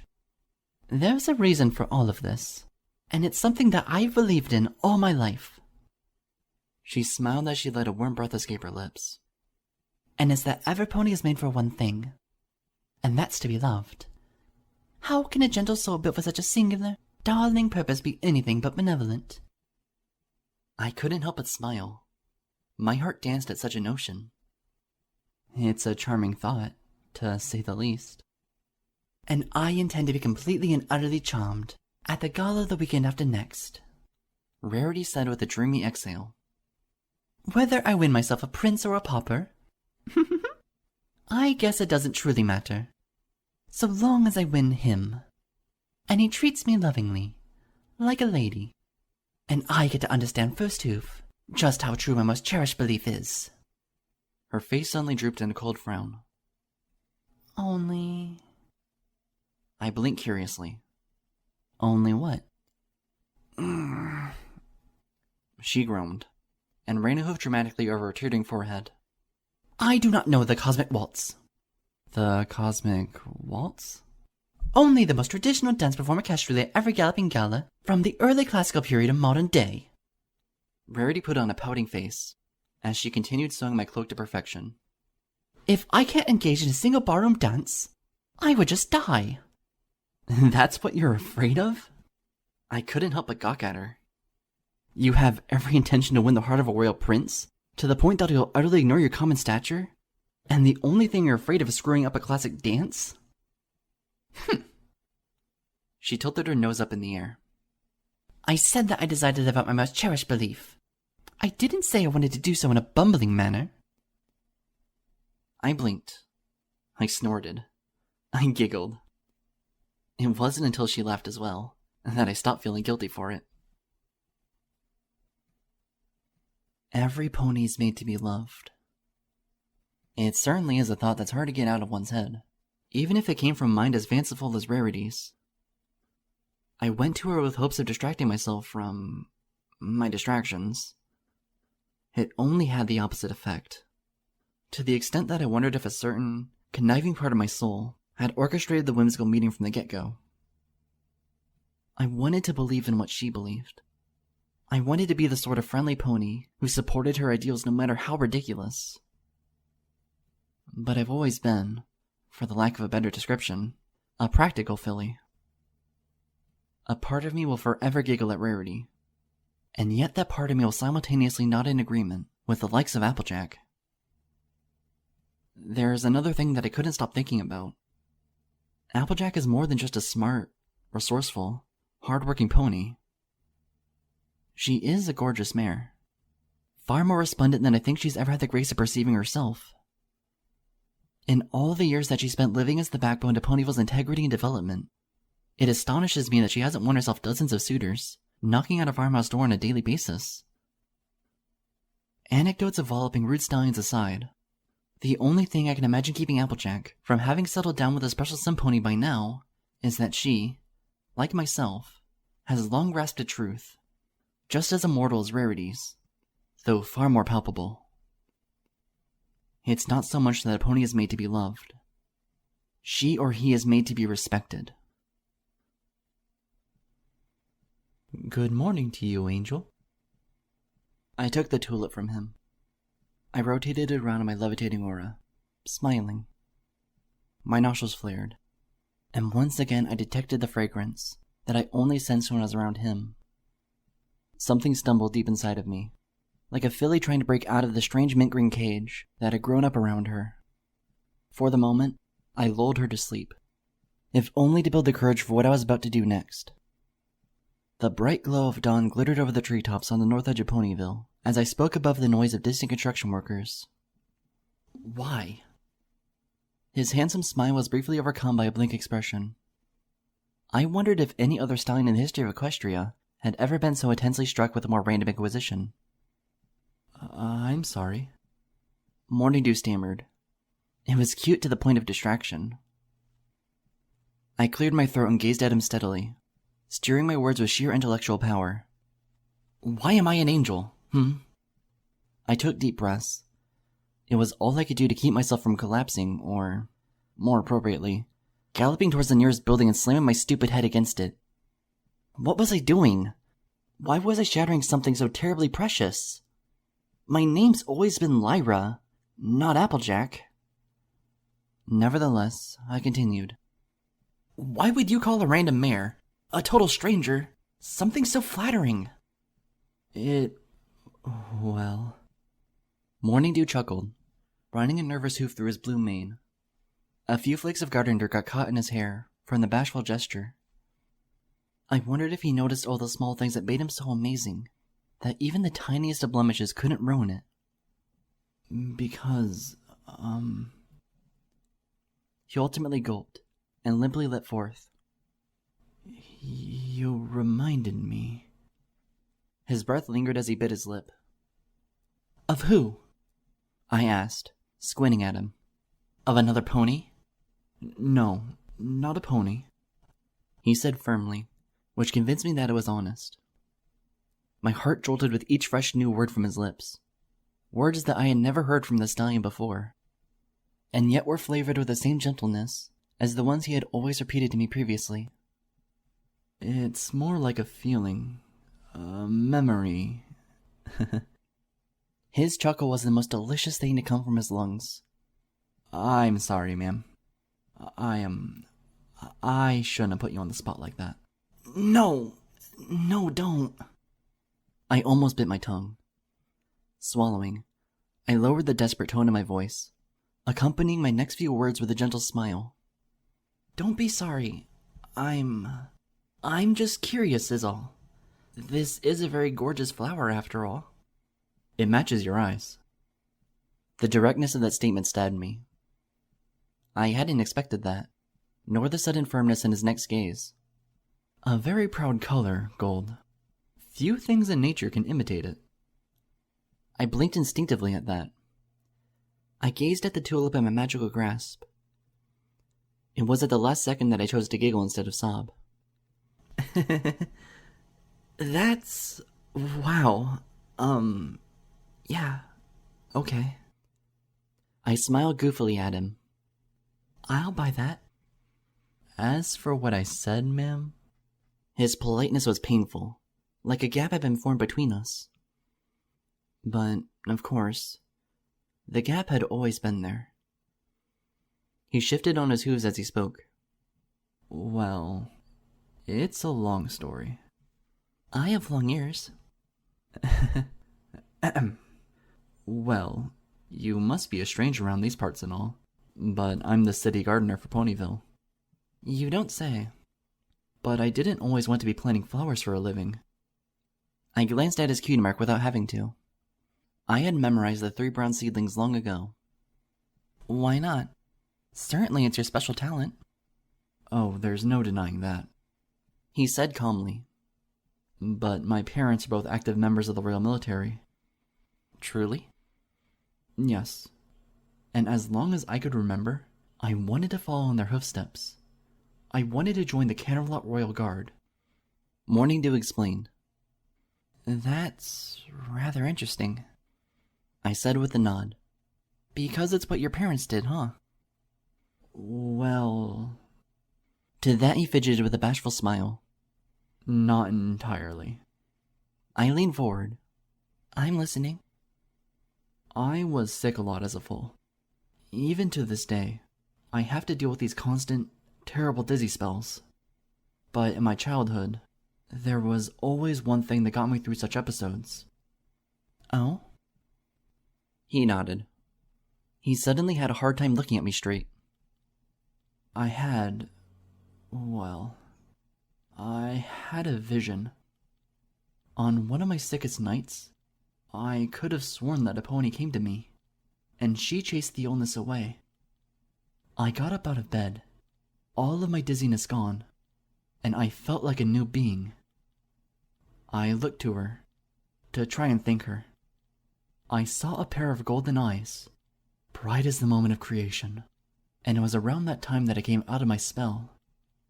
I realized I was looking at the window of my room at the time, and the sun was rising. Later, when my parents came home from their overnight shift, they gasped in surprise. It turns out that I had earned my cutie mark overnight. Aww. I couldn't help but grin at that. That's such a sweet cutie mark story. Isn't Everypony's? Morning Dew exclaimed. My parents and every pony I speak to still think that I earned my cutie mark because gardening is in my blood. And they may be right. Still, I think it's something else entirely. That morning when the vision came to me, and I saw those golden eyes, so full of warmth and sincerity, I realized that there was nothing more I wanted to do but ensure that same security for ponies everywhere. After all, I had just been delivered to well-being by a guardian angel. Why didn't you become a guard? One does not simply become a guard, ma'am. I winced. Sorry. I guess I should have realized that. Don't be sorry, he said with a shrug. I still hope that someday I will make the grade. In the meantime, I gazed at his gardening wagon full of tools. He looked at it as well. In the meantime, I've simply done what comes naturally to me. I figure that if I can't protect ponies from a guard post, I can give them security in another way. What's more wholesome and secure than an environment that pleases the eye and the heart at the same time? I ran a hoof through my mane as I gazed aside. Flower security. I think Princess Celestia should open a new military division. Yes. I imagine my ramblings must sound terribly silly. Oh, no, not at all, I exclaimed, then gulped. Still, I wish I could say that it explains why your eyes make me think of that waking moment of clarity I once had long ago, he finally said. He gazed at the earth as he thought aloud. It reminded me of that glorious feeling of self-discovery, when I no longer felt afraid or lonesome anymore. I wish all ponies could feel so secure. To have met their guardian angel, and come out of the experience with a conscious memory of it. I stared at him. A lump had formed in my throat. I glanced down at the soft earth between us. Even in a moment as sanctified as this, I couldn't stop the freezing glow from spinning out of my grasp. I felt a brief wave of shivers. I also wish all ponies could remember something so wonderful. I smiled painfully. I often wonder if we would be better creatures, if only such beautiful things weren't always lost to us. I heard a soft thud. I glanced over. Morning Dew was lying on the ground. It took a mountain of effort not to shriek. I didn't realize I was hyperventilating until I found myself having slid on my knees, crouching over him. I gazed with twitching, wide eyes at his limp figure. He had collapsed, fallen over like a heavy log into the earth. Blades of grass and loose flower petals were still fluttering back to the world around him as I reached two shivering hooves up to his neck and felt for a pulse. I ignored the silken texture of his coat in my examination. His heart was beating, but nothing responded to my touch. Not a single muscle spasmed. Not a single stretch of skin showed a sign of life. In my panic, I could barely see if his nostrils were flaring or not from breath. I heard a loud noise, and suddenly realized I was yelling. "Some pony!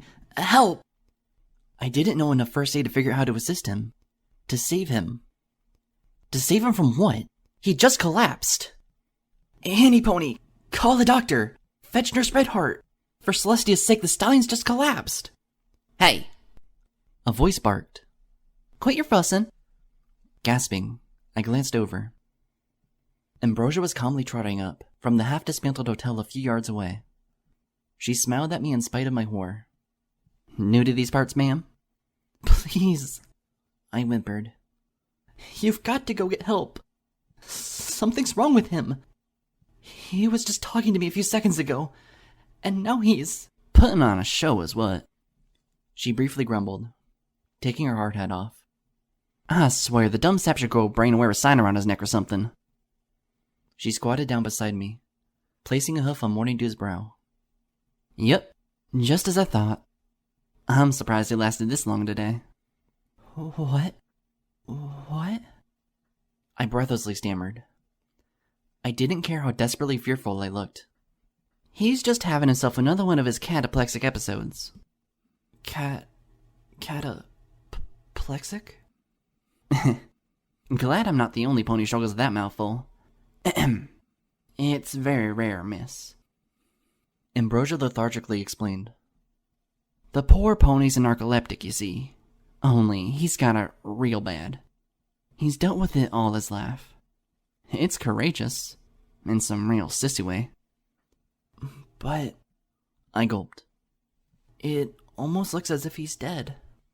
He only wishes that he was. Nah, he's just dozed off. Morning Dew's lucky doesn't swallow half the flowers he plants around town with how much he falls flat on his muzzle. She smiled. All it takes is a little pick-me-up, as long as it's timed right. Here, I'll show you. Ambrosia cleared her throat, leaned over, and practically shrieked into the stallion's ear. Hey, Earth to morning! Pick your flanks up, lazy bones! Gah! Morning Dew's blue eyes flew wide open, twitched, then clenched shut as he weathered what appeared to be a terribly dizzy headache.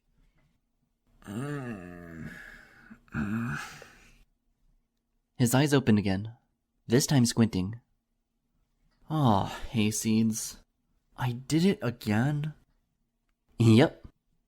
Ambrosia smiled as she helped him back up to 4 hooves. Don't fret it too much, Morning. It was only, 2 minutes this time. Maybe 3. Ugh. He groaned and sat on his haunches, while rubbing his forehead. What is this? 4 times this week? 5. She said with a chuckle. Looks like the boys owe me lunch again. He rolled his eyes and smiled tiredly at her. Seriously? Are you still making bets over me? Don't you have better things to do? Like raising a hotel building to the ground?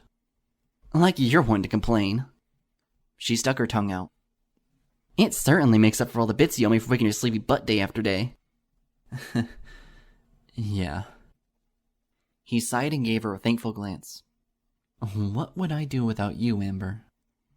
Her green eyes danced warmly through the clouds. I shudder to think. She victoriously plopped her hard hat atop her alabaster mane. If only I was as good a counselor as I am an alarm clock. You just about scared the tail off Miss Doughy Eyes here. Who? Don't be rude, Morning. Ambrosia gestured towards me. Didn't you know you had company? He turned my way. He smiled sleepily. Well, good morning to you, Angel. I gulped. I gazed down at the ground. I saw the tulip lying in the grass, where I had dropped it in fright. Yes, it's a good morning. I tossed him an awkward smile. But I should be on my way. I've got a great deal of business to attend to. I lied.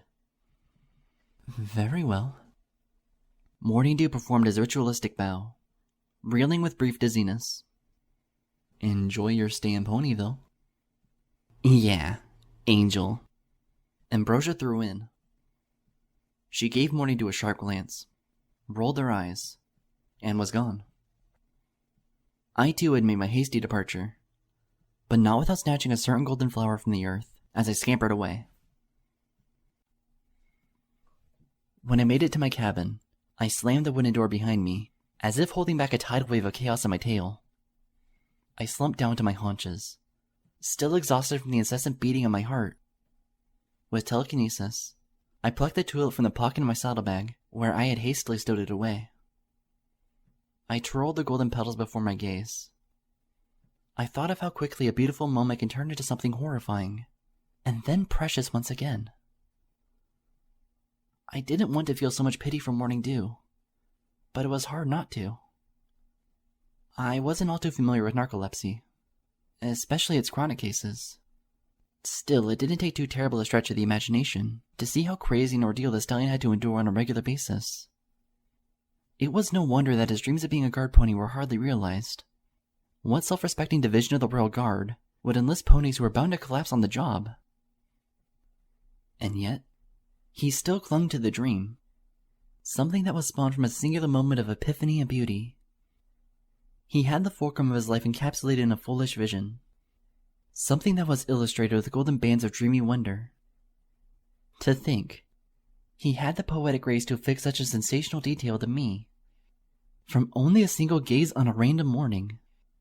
A morning that he didn't have the gift to realize was repeated endlessly for me, so that an infinitesimal moment became a boundless fountain of blessings, for a filly who only knew curses.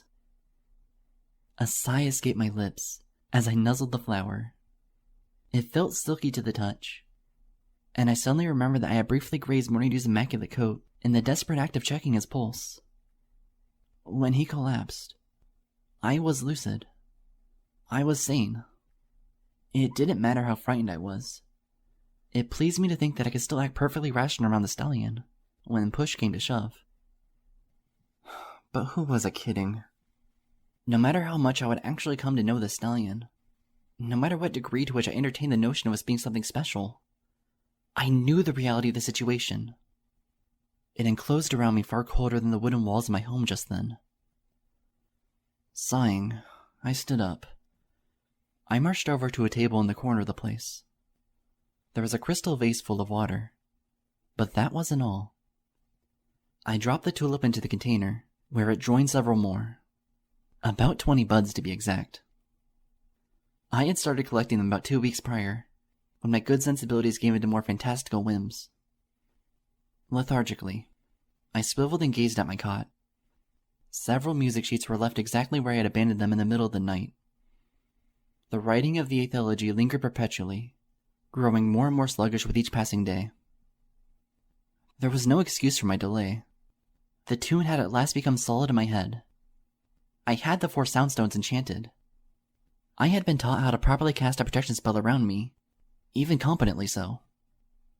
All that was left to do was scribble the entire tune on a parchment, so that I might have a way to share it with Twilight, get a title for it, do some final research, and finally take the plunge into the next leg of the accursed symphony.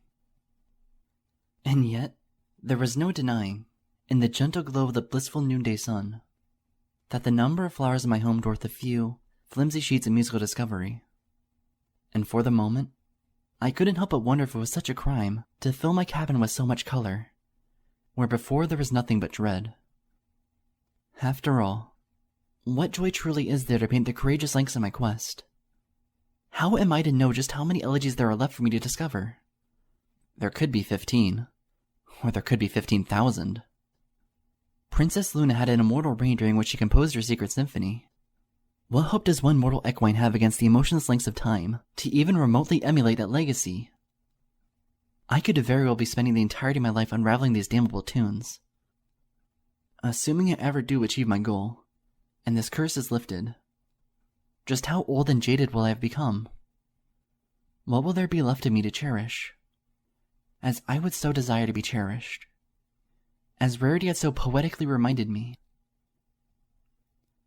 I'm a pony, and there are things I need in life that are far too blissful and transient to be defined by a single curse being lifted. I know that it's a simple concept, too fantastical to believe, but too powerful to ignore. How long have I been working on something noble for nobility's sake? Am I really doing all this research for myself? Or am I doing it all for the idea of myself? What defines me when all I desire exists forever on some unattainable horizon? There is one thing I do whenever my thoughts become too terribly jumbled. When I start to second guess the task I am working on every day. Stuck in this beautiful but accursed home of mine. The air danced with musical notes as I sat on a bench beside Ponyville Central Park. Plucking the lyre with every energetic burst, my telekinetic soul launched into the strings. I didn't care what the tune was, so long as it was something musical, something rhythmic, something that made my heart sway at a beat that wasn't determined by him, his eyes, his gentle voice, and even gentler backstory. My face tensed. I clenched my eyes shut and attempted drowning myself in my melody. I failed. Why would he tell me so much about himself at the drop of a hat? Was there something about me that made him trust me? Was it really all about my eyes? I've never held too much stock in my looks. Well, no more than the average mare, I suppose. Living in Canterlot demands a certain elegance that is hard to shake loose. Even Twilight Sparkle, who is basically a shy intellectual, carries with her an ethereal beauty that is hard to come by elsewhere. If all librarians in Equestria looked as striking as her without even trying, then there'd be a lot more Steins involved in reading, and less well, whatever it is that guys like to do in their spare time. Wrestling? But no. My narcissism goes as far as my performance of music. I've never tried to appear gorgeous. Heck, I've never cared to. Not until now. He sees my eyes. Golden eyes that match fresh tulips. And he thinks of a guardian angel. He thinks of an angel. Has any pony ever said anything so nice and sincere about me before? No. It's flattery. That's all it is. After all, Morning Dew doesn't know me. He sees my eyes, and in every amnesiac circumstance, all that happens is a series of neurons firing off in his brain, daring him to speak out loud the knee-jerk comparison he's made in his head. I am simply an idea to him, as he is an idea to me. Two shallow infatuations hardly come together to form something wholesome. This entire thing is simply a foolish flight of fancy, both for him as well as for me. I should just forget about it. I should just forget about it. And yet, in trying to forget about it, I did the exact opposite, to the point that it frustrated me, flustered me, and I was hardly cognitive of the music I was performing, or of the sudden, melodic voice singing along with my strings. My eyes flashed open. I didn't stop strumming, if only to hear the voice continuing to hum along with my tune. I tried to recognize the voice, and suddenly I was seeing 3 tiny shapes in my eyes, bounding across the center of Ponyville. And one of the blank figures was colored a great deal like Rarity. I gazed over at the filly. Apparently, seeing my horn cranium move was enough to startle her out of her dreamy vocals. Heep! She hopped back, standing guiltily across the park's path from me. I'm sorry. I broke her concentration, didn't I? Oh, my big sister's always getting my flank about that. I smiled gently, still strumming the lyre. It's perfectly fine. If anything, you only added to the harmony. I did? Her voice cracked adorably, matching the excited gleam shining across her face. Beneath her lavender and pink mane, a burgundy cloak was tied, glistening underneath with a golden trim. I caught the unmistakable image of a prancing foal patched to the hem. I just heard you playing something so beautiful. I couldn't help but hum along to it. Well, you've got a natural talent for singing, I said. Really? She almost burst at the compliment. You think? I blinked at such an exclamation. I glanced towards her blank haunches, realizing just how sincerely the filly must have taken a statement like that. Still, I didn't mean it any less. Absolutely. I smiled. I'm tempted to play the song again, just to hear you sing some more. She blushed with a foolish bashfulness, digging a pale hoof into the grass beside the beaten path. I couldn't ask you to do that, ma'am. I shrugged. Have either of us anything better to do? I just needed a distraction like this. Well, I was waiting for my 2 friends to show up, she said. Normally, I'd be having lunch with my sister Rarity. She suddenly pouted. Only she's too busy running around the boutique, trying to get ready for some stupid dance. Funny thing about the Grand Galloping Gala, I uttered. It brings out the little filly in most adults. I'm sure your older sister's no exception. I smiled and winked. If you chose to talk to her about it, I bet you'd find that the 2 of you have a lot in common. No, thank you. I don't like it when Rarity rambles. Why not? Well, it's like Scootaloo says. She starts sounding like a vampire. I chuckled. Well, she's certainly pale enough. What's that supposed to mean? I cleared my throat.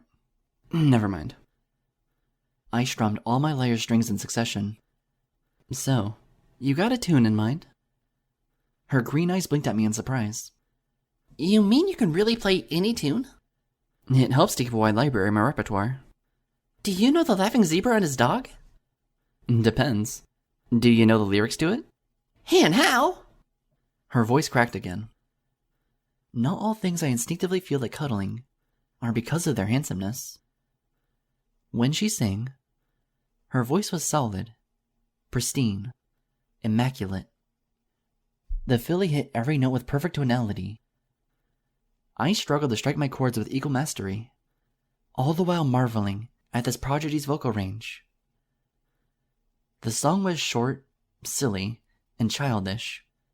She made it sound like an opera number. When the melody was done, and the leaves of the trees above us finished their rustling applause, I followed up with a gentle clap of my own. Bravo! Bravo! I grinned down at her. You have a gift. I mean it. Why, if you shared that voice of yours in a place like Sugar Cube Corner, you'd have ponies tossing bits at you in no time. Ow. She winced. That sounds painful. I chuckled. Okay. Adorable, but no pony upstairs. I suppose we've all been there. Great gifts are meant to be shared. If we keep what's best about ourselves secret, how will we ever grow? I always thought that gifts are meant to be found by searching for them. There's truth to that, I said with a nod. A good life is one spent searching, but you gotta make sure you don't forget to search within yourself. This one time, I stuck my hoof inside my mouth, and I threw up all over the floor. Yeah. Apple Bloom says it was because I was nervous. I swallowed a bug the day before and I was trying to search for it. Just then, 2 familiar voices chirped over the grassy hilltops surrounding the park. The filly spun and waved towards her 2 petite friends grinning at her from afar. Speak of the devil, I gotta go. She flashed me a glance that was both happy and apologetic at once. It's been really nice chatting and singing with you, Miss... Heartstrings, I said. And your name, sweetie? Belle. Belle? Sweetie Belle. She admitted with a slight blush. I leaned back and strummed my lyre with finality. Somehow, that doesn't surprise me one bit. She galloped away, her petite body in a fast-forward waddle. So long, Miss Heartstrings. I'll remember what you said about my talent. I waved at her. I smiled. But as her last few words echoed in my ear, I felt that smile fading. I lowered my hoof and sat limply in the bench. There was a sigh alighting the air. I was only mildly surprised to realize it wasn't mine. She sounds so pretty. A colt's voice murmured from the shade of the tree beside my bench. I turned around from where I was squatting. Through my peripheral vision, I instantly recognized the tiny Pegasus' pale coat and slick black mane. I smiled gently as I spoke to the afternoon breeze. Does your brother Thunderlane know you're spying on Philly's Rumble? The tiny pony jumped in place, gasping. I could even see his chest thumping from a beating heart. I wasn't spying. honest. Oh, please, don't tell any pony. Relax. It's a beautiful day, I murmured, playing a few more notes on my lyre as he shuffled into the light. Why ruin it by punishing ponies for enjoying beautiful things? I mean it. I was just... Rumble stood in place, fidgeting. His lonely eyes fluttered over the hill, where 3 young crusaders, and one filly in particular, were galloping onwards to glorious adventure. He exhaled once more, slumping down so that he squatted on the joints of his limbs. I'm such a weirdo. I raised an eyebrow. I glanced down at him. Now, who on earth gave you that idea? Surprisingly, I was right on the money. My friends at school. He muttered. Snips and snails. They say that I'm a weirdo because I don't hang out with them like I used to. That's rather mean of them, I remarked. Just because you have your own things you're doing? They say that I've been boring ever since I started thinking about her, he added, playing lethargically with a few specks of dirt in the path beneath them. That I'm no fun anymore. Oh, so that's what it is. Why is it always a Pegasus that grows up first? I smiled and glanced his way. Kid, I think the only reason they treat you that way is that they're jealous. He blinked curiously at me. Of me? Mm-hmm. What for? 'Cause these snips and snails can tell that you're growing up, I said, strumming my lyre. I'm willing to bet that you're a lot more mature than they are, and they just aren't equipped to deal with it. But why am I so much better than them? He asked, making a face. Notice, I didn't say better. I said more mature. Whatever. Why is that? Rumble frowned and punched at the dirt with frustration. Just because there's this filly that I can't stop thinking about? Why can't they understand? Do you understand? He bit his lip. I left him alone with his thoughts, feeding the air with a tranquil melody, as if lulling a frightened infant out of hiding. Eventually, his voice murmured, She's so pretty, and she has this singing voice that makes me happy. I don't know why, but I want to know more about her. I wonder what she would think of me. I don't want to be a boring weirdo to her either. Sounds like this has been on your mind a lot. Oh, well. He almost chuckled, instead tilting his head up to give me a confused expression. My brother's hanging out with fillies his age all the time. He seems so happy with the likes of Flitter, Cloudchaser, and Blossomforth. Especially Blossomforth. You're pretty observant, kid. I kind of think it would be cool to be happy like that, too. I smirked at him. And does happiness equate to having a lot of fillies want to hang around with you? Well, I don't know. Now there's an honest statement if I've ever heard one. I guess happiness isn't happiness if they're not happy too. Rumble said, shrugging. The fillies, that is. I couldn't help but giggle. I paused in my melody. You don't give yourself enough credit, kiddo. Something tells me there's a Casanova inside of you that will see the light of day several years from now. Casa what? Never mind. Ask your brother. Preferably when only Blossomforth's around. I cleared my throat. By the way, it's Sweetie Belle. Huh? He blinked at me. The filly you like. I winked. That's her name. Really? His face brightened. I saw his tiny wings fluttering, giving his petite body modest lift. That's such a pretty name. It's rather fitting, if I may say so. Do you know anything else about her? I giggled. Who am I now? The village matchmaker. If you're so curious, kid. I gestured towards where the Crusaders had run off. You could go up to her and ask her the questions yourself. He immediately winced, as if receiving several flu shots all at once. Oh no, I couldn't do that. Does this have something to do with what Snips and Snails said? No, It's just that... His body slumped in yet another sigh. Who am I? A silly blank with a popular big brother? That's who. I'd only be boring to her. His tired eyes remained locked on the ground below. Besides, she's never even noticed me once. It's like I don't even exist. I felt a cold breeze blowing through my mane. With a deep breath, I murmured, Trust me, kid. I know the feeling. Just... He rested his sad face atop a pair of crossed forelimbs. What is it that gets a girl's attention anyways? What is it that fillies want? A question as old as time, undoubtedly. This is hopeless. I cleared my throat. Still, it's really simple, if you think about it. I said to him. Fillies want sincerity, attention, commitment. They want to know your feelings, especially if you're willing to share them. My eyes traced the sky, mesmerized by the bright blueness. Pleasantly, I pierced the severe texture until I saw a certain stallion's gaze in my mind, setting my heart afire. A filly is most happy when you're honest with her, and when you show that, no matter what ambitions your life may pressure you with, you are willing to sacrifice a piece of it, the most warm and vulnerable piece. If only it means that the two of you get to share something wholesome and unique that's made to replace it.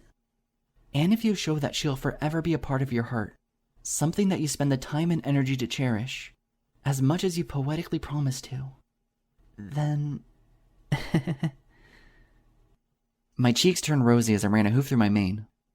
She'll swoon for you instantly, for she knows she's found a pony with whom she can feel happy, safe, secure, and...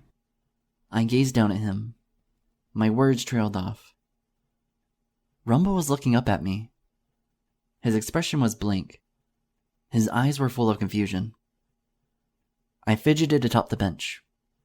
You know what? I smiled crookedly. Flowers. Fillies love flowers. You should go get her some. Flowers? Rumble's mouth dropped at the thought. You mean it's that simple? Oh, believe me. I winked. It goes a long way. Flowers. Finally, a smile returned to his precious little face. He waddled off, his wings flexing as if pushing him through an invisible, warm cloud. Flowers, flowers, flowers. He gave me a blind wave. Thanks, lady. Don't mention it, kid. I chuckled and waved back at him. Remember, the happiest things in life... I knew he wasn't within earshot. It didn't matter. I was no longer speaking to him. Are the things you seize with no questions asked. My murmurs ended, and I bit my lip at the end of the exclamation. I glanced down at my lyre, a lone vessel for exploring the cold depths of my curse. It no longer invited any awe or promise for me, for it was something I had always carried alone, and forever would. The determination I felt then was positively scathing. I hopped out of the bench. I stood tall and resolute in the sunlight. With a bold breath, I marched straight for the north edge of town. Good morning to you, Angel. There was a tulip being offered. In a blink, I plucked the golden thing from his grasp and leaned forward. What's your favorite color? Morning Dew did a double take. His golden body wobbled on the precipice of curiosity. I blushed slightly. Besides gold. Not once did I sever my gaze from his. What's your second favorite color? He smiled bashfully. Silver, I do suppose.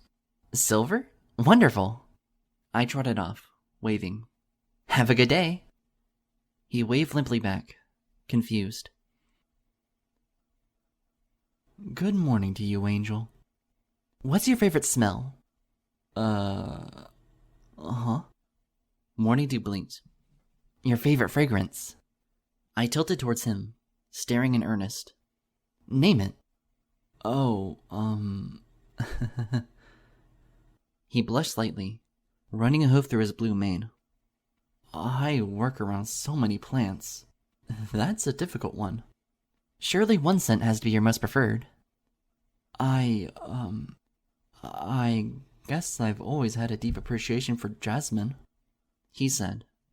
Such an exquisite flower. Perfect. I grinned wide, took the tulip, and galloped away. Thankies. Huh.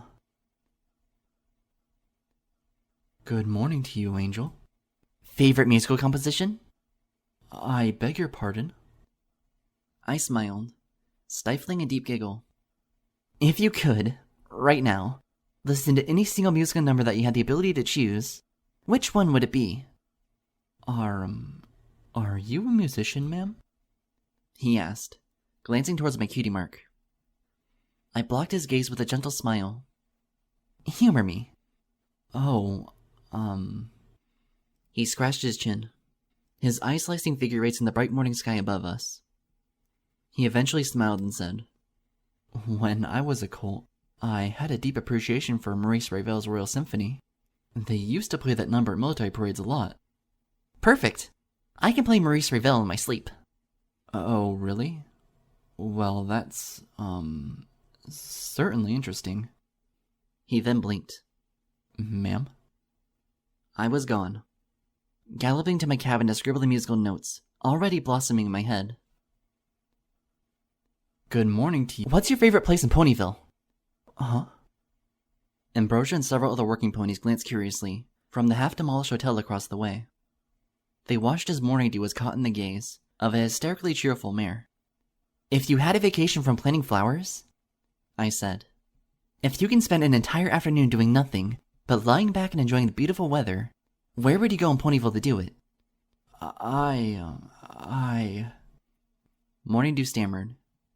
He teetered with brief dizziness, recovered, and awkwardly dripped forth.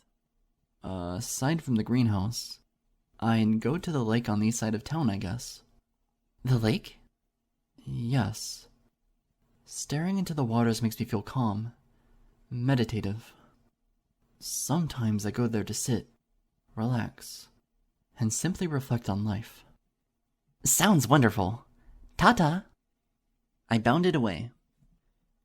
Morning Dew's lips hung open with an unpronounceable word. He gestured dumbly with a hoof, glanced over his shoulder, and shrugged at Ambrosia and the other ponies, who simply shrugged back. In my cabin, I finished scribbling a rough composition from memory. I held the sheet before me and went over it with studious eyes, quietly humming the notes with a pair of numb lips.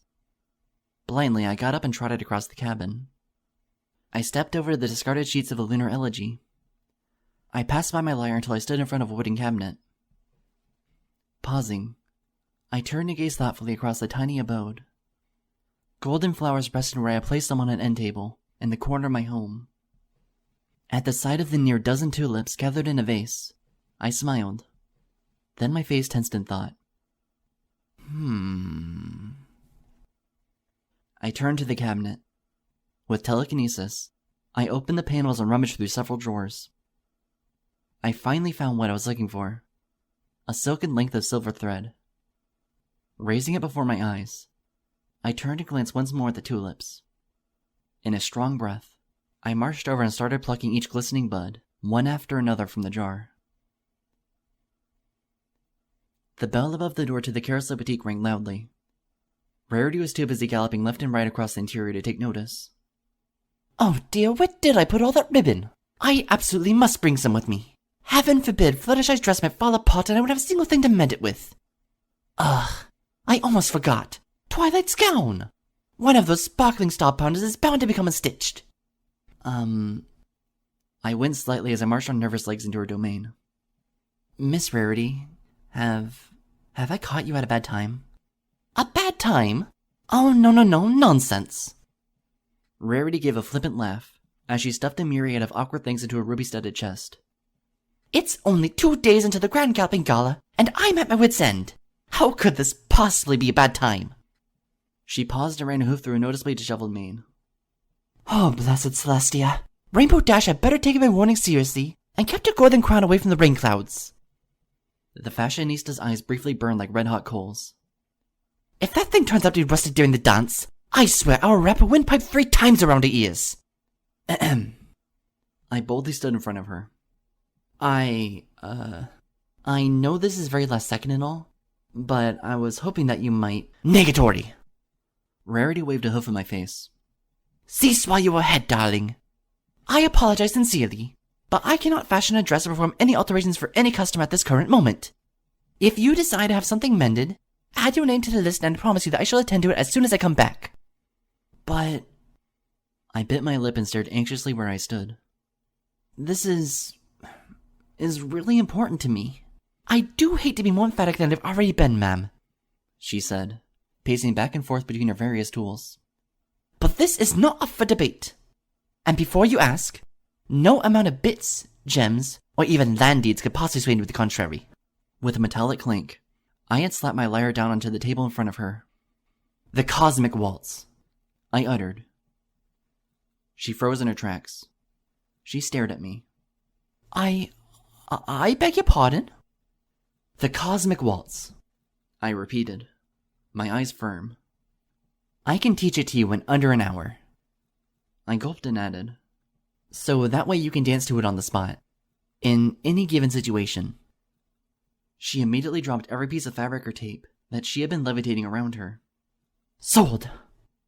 She bounded towards me and snatched a sheet of measurements from my grasp. Tell me what you need.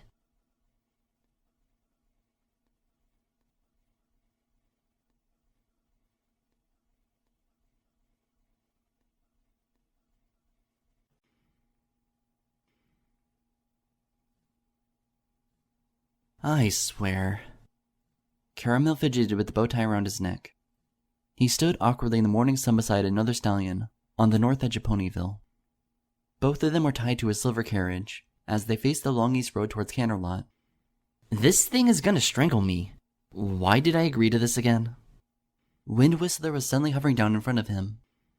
Because Miss Rarity convinced you to, and Rarity is a close friend of Twilight Sparkle. She smiled lovingly and adjusted the tie so that it fitted him properly. And Twilight Sparkle is only the most influential Ponyvillian with ties to Canterlot. And if we want our new business to get off the ground, we need to spread the news of how friendly and serviceable we are. Caramel sighed, rolled his eyes, and smiled tiredly at her. I thought we were getting the business delivering parcels to households, not dressed up mirrors to a royal dance. One step at a time, Caramel. Thunderlane's voice suddenly spoke up. He trotted up alongside Blossomforth, Cloudchaser, Flitter, and lastly Rumble. Not all of us have the wings to skip ahead in life. Caramel groaned. Well, if it isn't the Feather Gang. Come to snicker at me. Aw, Caramel. Blossomforth smiled. Why so glum? We're your friends. We just wanted to give you a proper send-off. Besides, you'll only be gone for the weekend. Cloudchaser added. Hey, isn't Wendy going with you? She says she'll be catching up. Caramel said, motioning towards his fiancée. Yeah, I've got a few things to do around town. Wind Whistler nodded. But then I'll be headed to Canterlot to meet up with him. That reminds me. Caramel turned towards her. Where do you want to rendezvous? I heard about this great donut cafe in downtown. First thing tomorrow morning. Make that tomorrow noon. Wind Whistler said. I need to go buy a dress from the shopping district. A dress? Caramel did a double take. But Windy, neither of us have tickets to the gala. Besides, the dance will be over by then. Who said anything about a dance? Wind Whistler remarked, smirking. Huh? She sighed. She hovered lower and whispered in his ears. Caramel listened. After a few blinks, he blushed furiously. Uh-oh. Thunderlane snickered from afar. Something tells me there'll still be some grand galloping to be had. Oh, hush. Wind Whistler stuck her tongue out at her friends and giggled. You must fly through a lot of smoggy clouds to get a dirty mind like that, Thunderlane. I could do with a clean shower myself. Caramel dazedly said. The rain stallion next to him snickered. And don't you start. There was a shuffling noise. Everypony glanced over to see Ambrosia galloping up. Woo. Made it just in time. She lowered her hard hat and gestured Caramel's way. Best of luck on the journey, kiddo. You ran all the way here just to say that? Caramel exclaimed. Yep. Figured you deserved to be paid some respects. Ambrosia's gaze narrowed. This Miss Rarity ain't even hoofing one bit for this, is she? Wind Whistler pointed a hoof over Caramel's mouth and leaned in. We're gonna meet in Canterlot and make a date out of it. You don't say. Yeah. Blossomforth added with a nod. They're gonna work on planning their delivery business. Or something. Thunderling coughed. Though some pony may be delivering something else in a year's time. Blossom. Yes, Windy? Smack Thunderling for me. Okay, girl. There was a loud thwapping noise. Ow! Thunderling rubbed his side and frowned at his significant other. You're just looking for excuses by this point. The two Pegasi sisters beside them cooed in unison. Oh, stuff it. Cloudchaser and Flitter giggled. Ambrosia chuckled. Rumble, as usual, was in another world. At that point, a tiny purple dragon was running up, huffing and puffing. Change of plans, guys! Spike climbed up the stagecoach in one single motion. Sweating, he adjusted the collar of the suit that was around his petite torso, and uttered breathlessly. We're swinging by Carousel Petite to pick the girls up there. What? The stallion beside Caramel balked. They can't trouble themselves after so much sprucing up to trot a few blocks and meet us here. Hey! Spike's breath was briefly flaming. Lady Rarity tells us to move, so we're moving. Right, I see where this is going. Caramel rolled his eyes, then smiled up at Wind Whistler. See you tomorrow? I'll see you in my dreams. You beat me to it. She hovered down and the two nuzzled each other closely. After a peck on the muzzle, Wind Whistler took to the air. Caramel signaled to Spike, who then shook the reins. Onward to the gala! Don't you mean the boutique? Yeah. Right. As the two stallions pulled the silver coach away, Caramel's friend stood behind, waving and shouting good wishes. Ambrosia lowered her hoof in time to chuckle. I'll never understand all this fancy schmancy hullabaloo over a silly dance. Well, Amber, some ponies could do with a little extravagance from time to time. Ambrosia did a double take to her side. Morning? How long have you been there? Not long enough to get a word in. The stallion said softly. But no matter. Caramel knows he has my best wishes. Windy as well.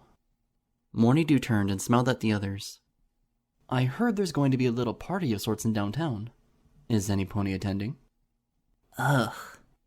Blossomforth rolled her eyes.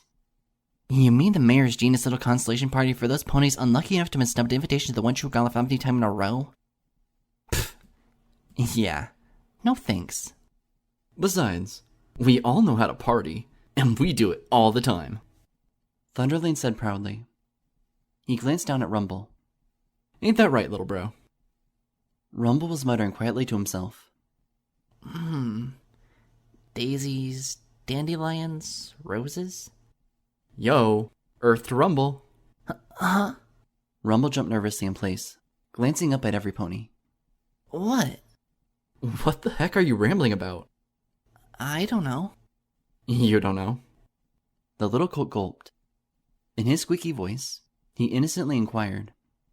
What's the prettiest kind of flower in Ponyville? Why heck? Ambrosia gestured. Morning-Dew here could tell you that. Though what for? Her eyebrows wagged. Is this certain little scamp fixing to give a filly some special gift? Uh-huh. Rumble made a face. Ew, no. She probably doesn't even like flowers. Blossomforth gasped. So there is a filly. There is not! Rumble's voice cracked, and he blushed at what it sounded like. I don't even know why I was thinking about flowers. Oh dear, whatever are we going to do? Cloudchaser playfully ruffled Rumble's slick black mane. Rumble's turning to a romantic stallion right before our very eyes. At least some pony in his family is. Blossomforth added in a dull tone. Yeah. Hey! Thunderling glared at her. She giggled. You guys are stupid heads! Rumble frowned and waddled off in a huff. Aw, don't be like that, little Rumble. Flitter called after him. Dang it, sis! Look what you did! I'll go fetch the little booger. Thunderling groaned. You girls go elsewhere. I swear you've been nothing but trouble all week. Blossomforth and the other two merely giggled and floated off in the opposite direction. Morning Dew watched the group dissipate. With a gentle smile, he turned and gazed at Ambrosia. So much excitement in the air. I swear, it's the same thing every year without fail. His eyes narrowed. What is it about the gala that electrifies a place as far away as Ponyville? Speak for yourself, Flower Plucker, Ambrosia muttered. I'm too busy with my work to give a darn. She turned and pointed past Morning's garden wagon, gesturing to where her co-workers were stringing up orange wire around the inner framework of the hotel. That there building's gonna be biting the bullet tomorrow. It's just too dag-blame stubborn to fall on its own. I read all the warning memos at the downtown bulletin board, Morning Dew remarked with a nod. Does it seriously have to come to this? What? You fretting there being a little bit of thunder in the middle of your garden tomorrow? Ambrosia shifted the hard hat on her crown. It's only gonna last a second. Besides, it's not like any pony's at risk, so long as they keep a safe distance when the charges go off. If anything, I reckon it'll be just the entertainment this village needs. It'll make the sad saps of this place forget all about the gallstone. Gala. Whatever. Well, Morning Dew said. I've said it before, and I'll say it again, Amber. Your job always has a certain grace to it. You lug. She waved a bored hoof, before running it sheepishly through her white mane.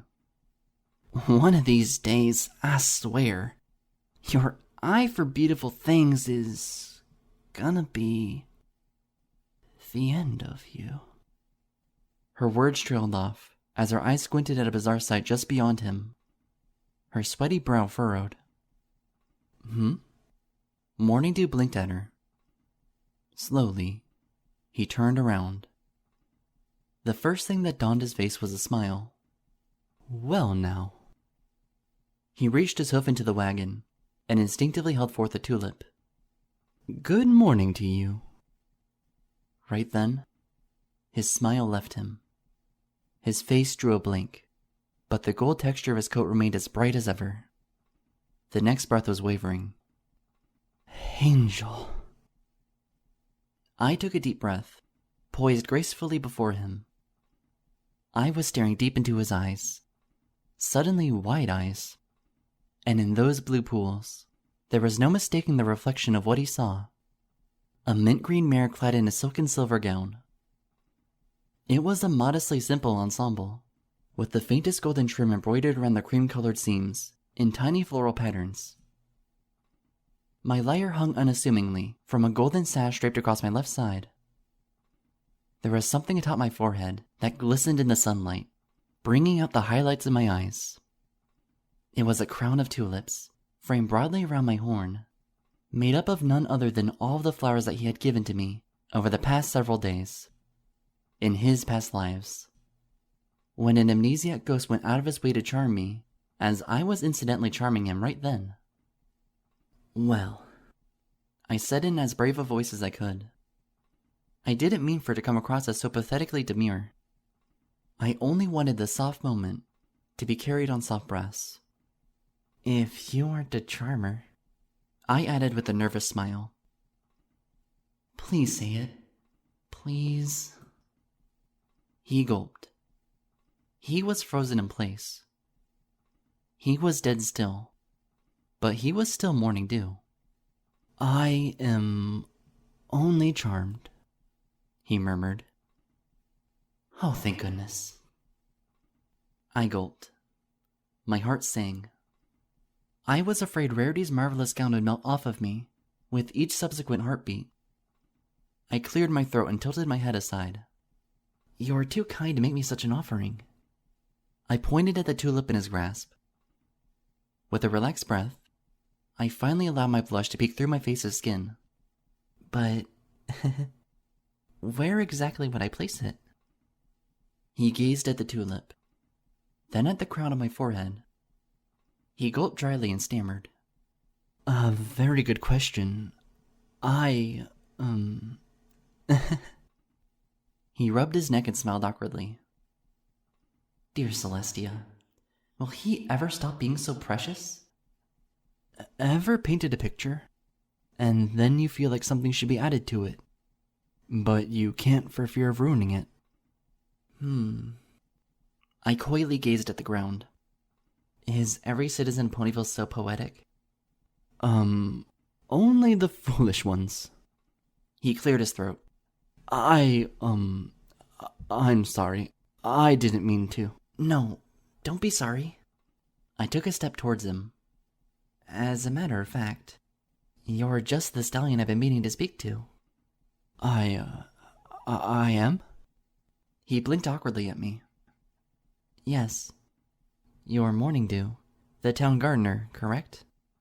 Yes, ma'am. As a matter of fact, I am. Why? He squinted. Have other ponies talked about me? I heard you're the local expert on flora. I smiled.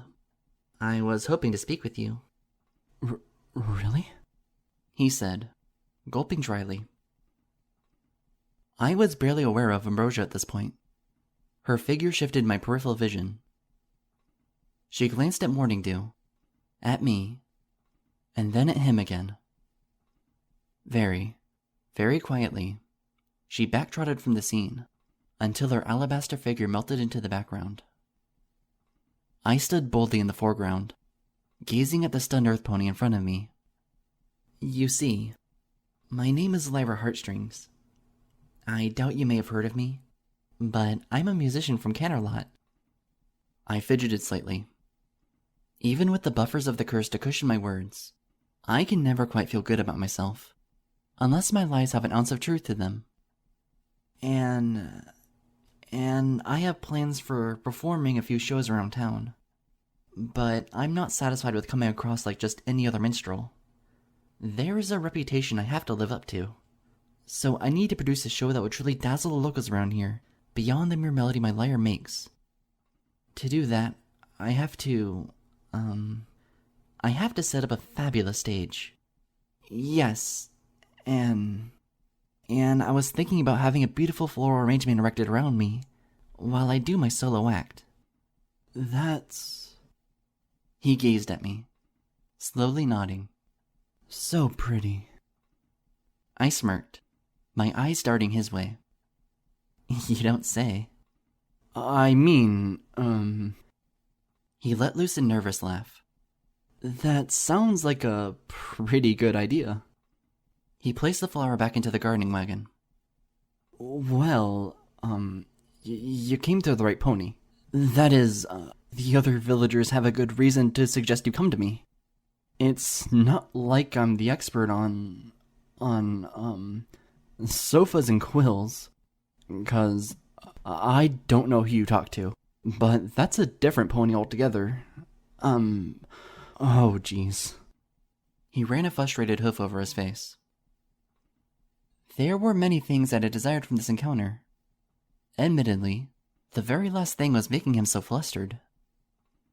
I broke the conversation into another direction by pacing around his wagon and uttering, "You really are the town's one and only gardener?" Well, not exactly, he said in a calmer voice. I felt him relaxing with each word coming from his lips. This is an earth pony town. Unlike Canterlot, there are less ponies talented in the arts, and more equines talented in tending to crops and vegetation. But florists. I leaned over and sniffed a pot full of daisies, smiling. My eyes darted his way as I felt the petals of my crown fluttering in the morning breeze. Just how many Ponyville residents are responsible for planting such beautiful flowers all over this quaint little town? He ran a hoof through his mane and blushed. Okay. Guilty as charged. So, perhaps you can understand why I came to you. I sashayed gently towards him. I took my time, glancing down briefly. Rarity had even fashioned me some shiny, silver-polished slippers for my hooves. I tried not to dirty them as I stood in front of the stallion, smiling gently. To be the only expert on flowers in town must be something truly special. It means you're a pony who can be depended on.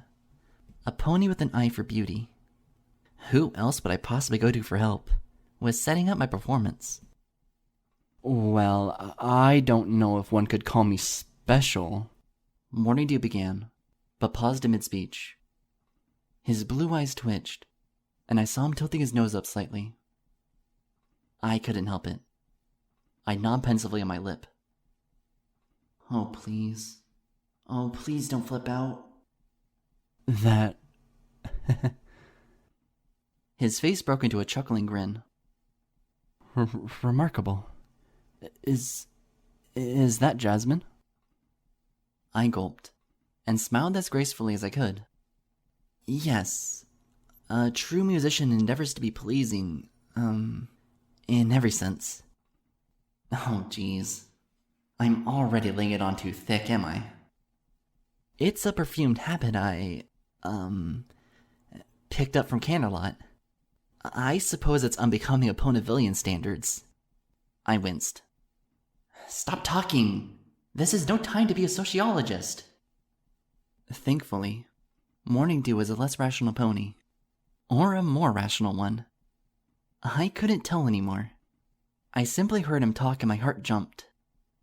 Oh, no. I think it's lovely. He practically cooed. You're... He bit his lips on that. An instinct inside of me screamed to kiss them better.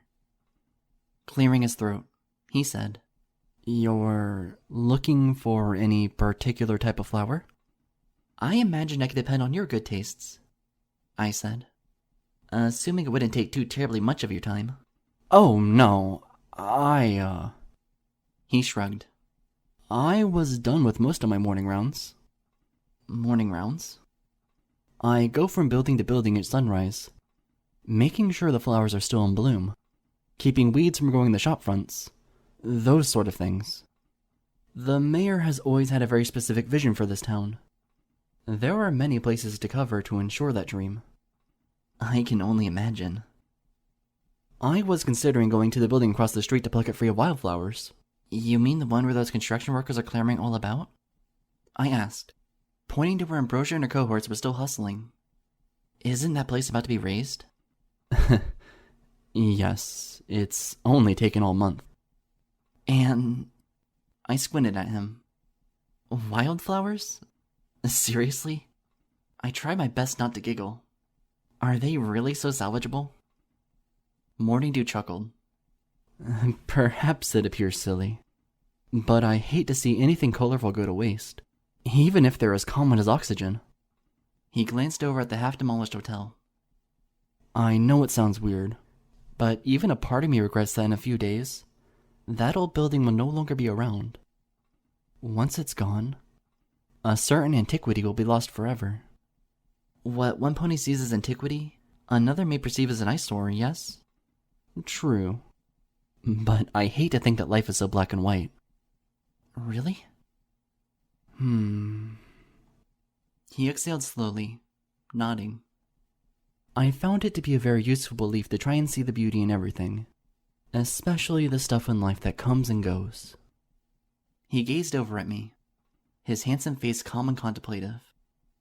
After all, why do we have memories if they are not ways for us to cherish things of beauty that we can no longer touch? I wanted to respond to that.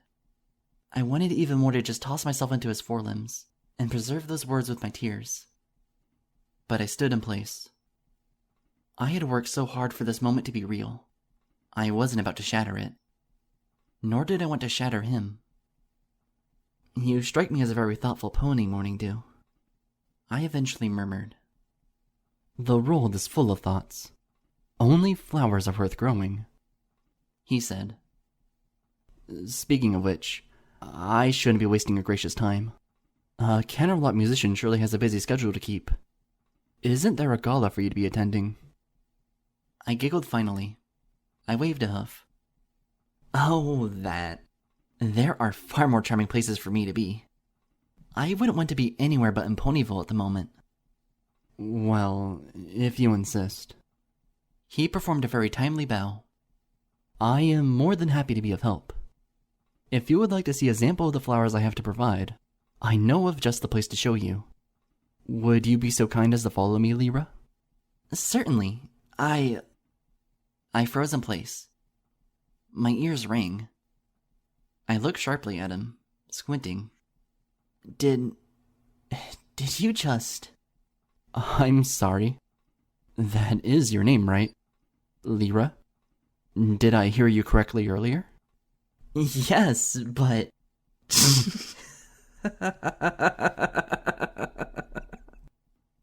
I broke out into hysterical laughter. He was blushing furiously, and yet he stood dead in place, like a soldier caught out of line. I apologize. Is something amiss?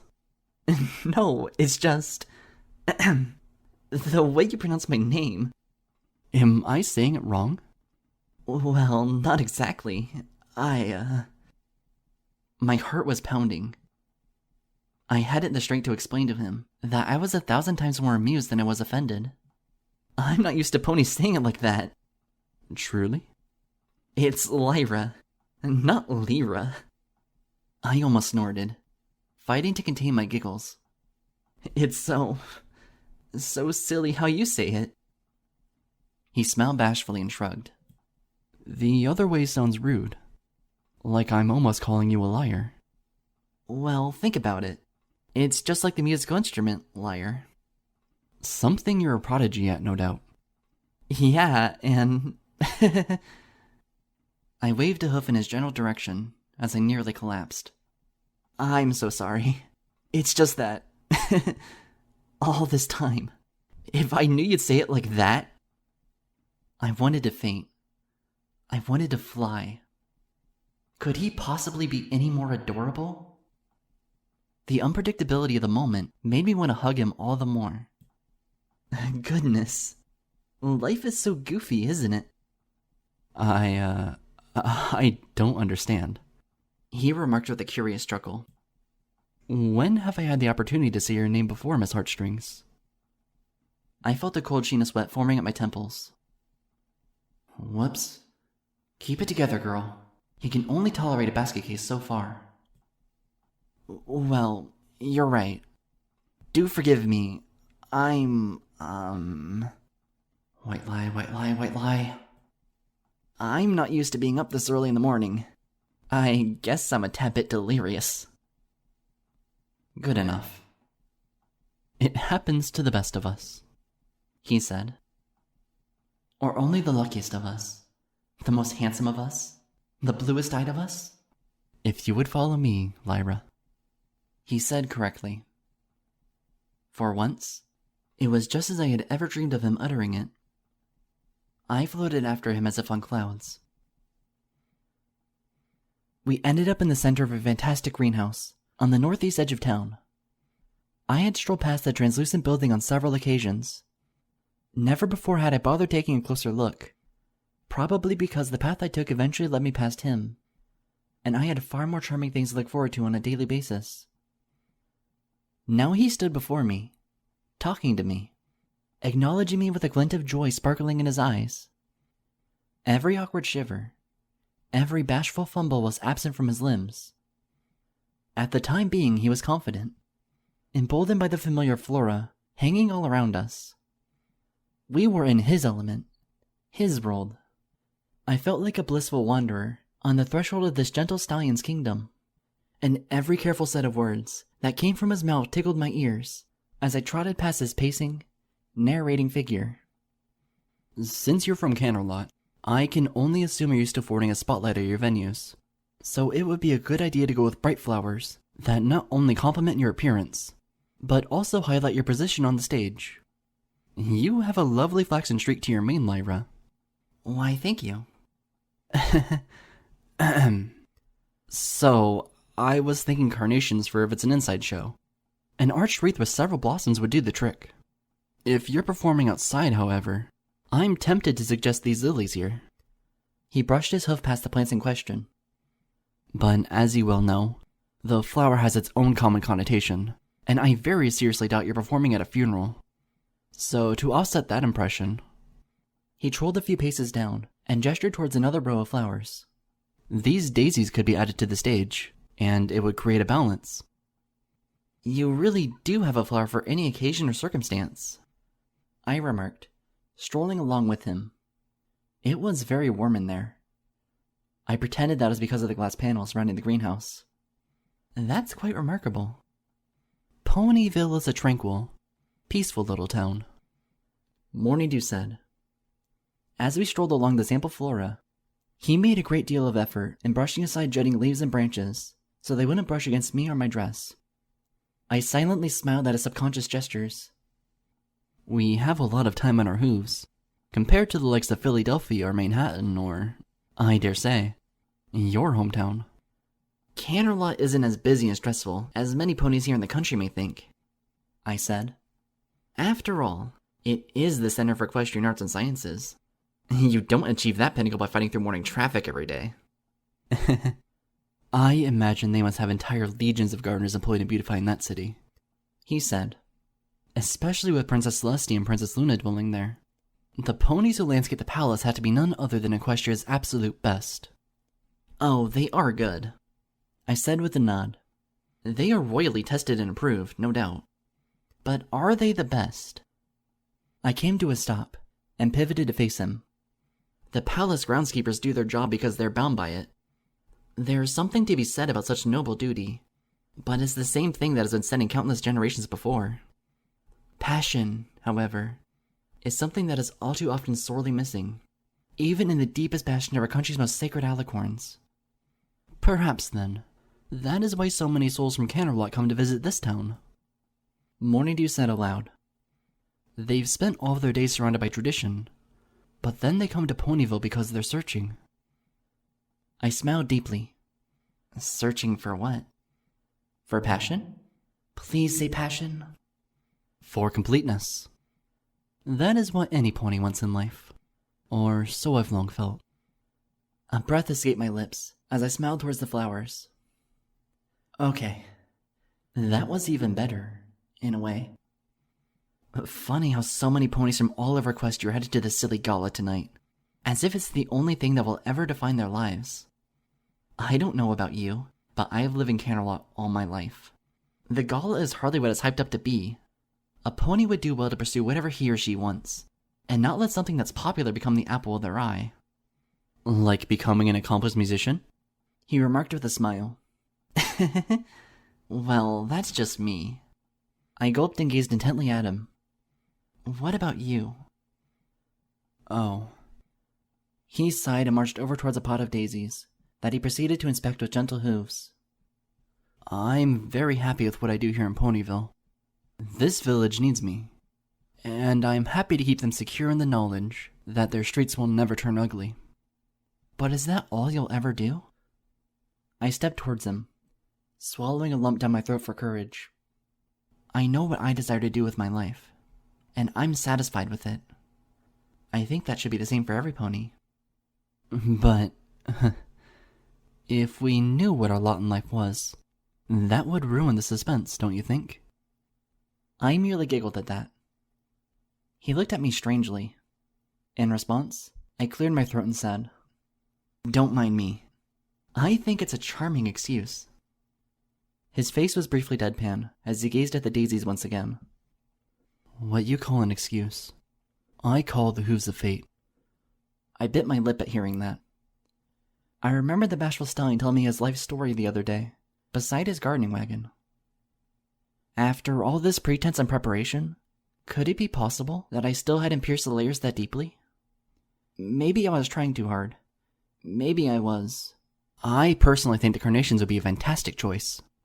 He spoke up, his charming voice reverberating across the glass panels around us. I've always found them to be an easy accessory for a public presentation, be it poetic or musical. His lips curved softly as he glanced my way.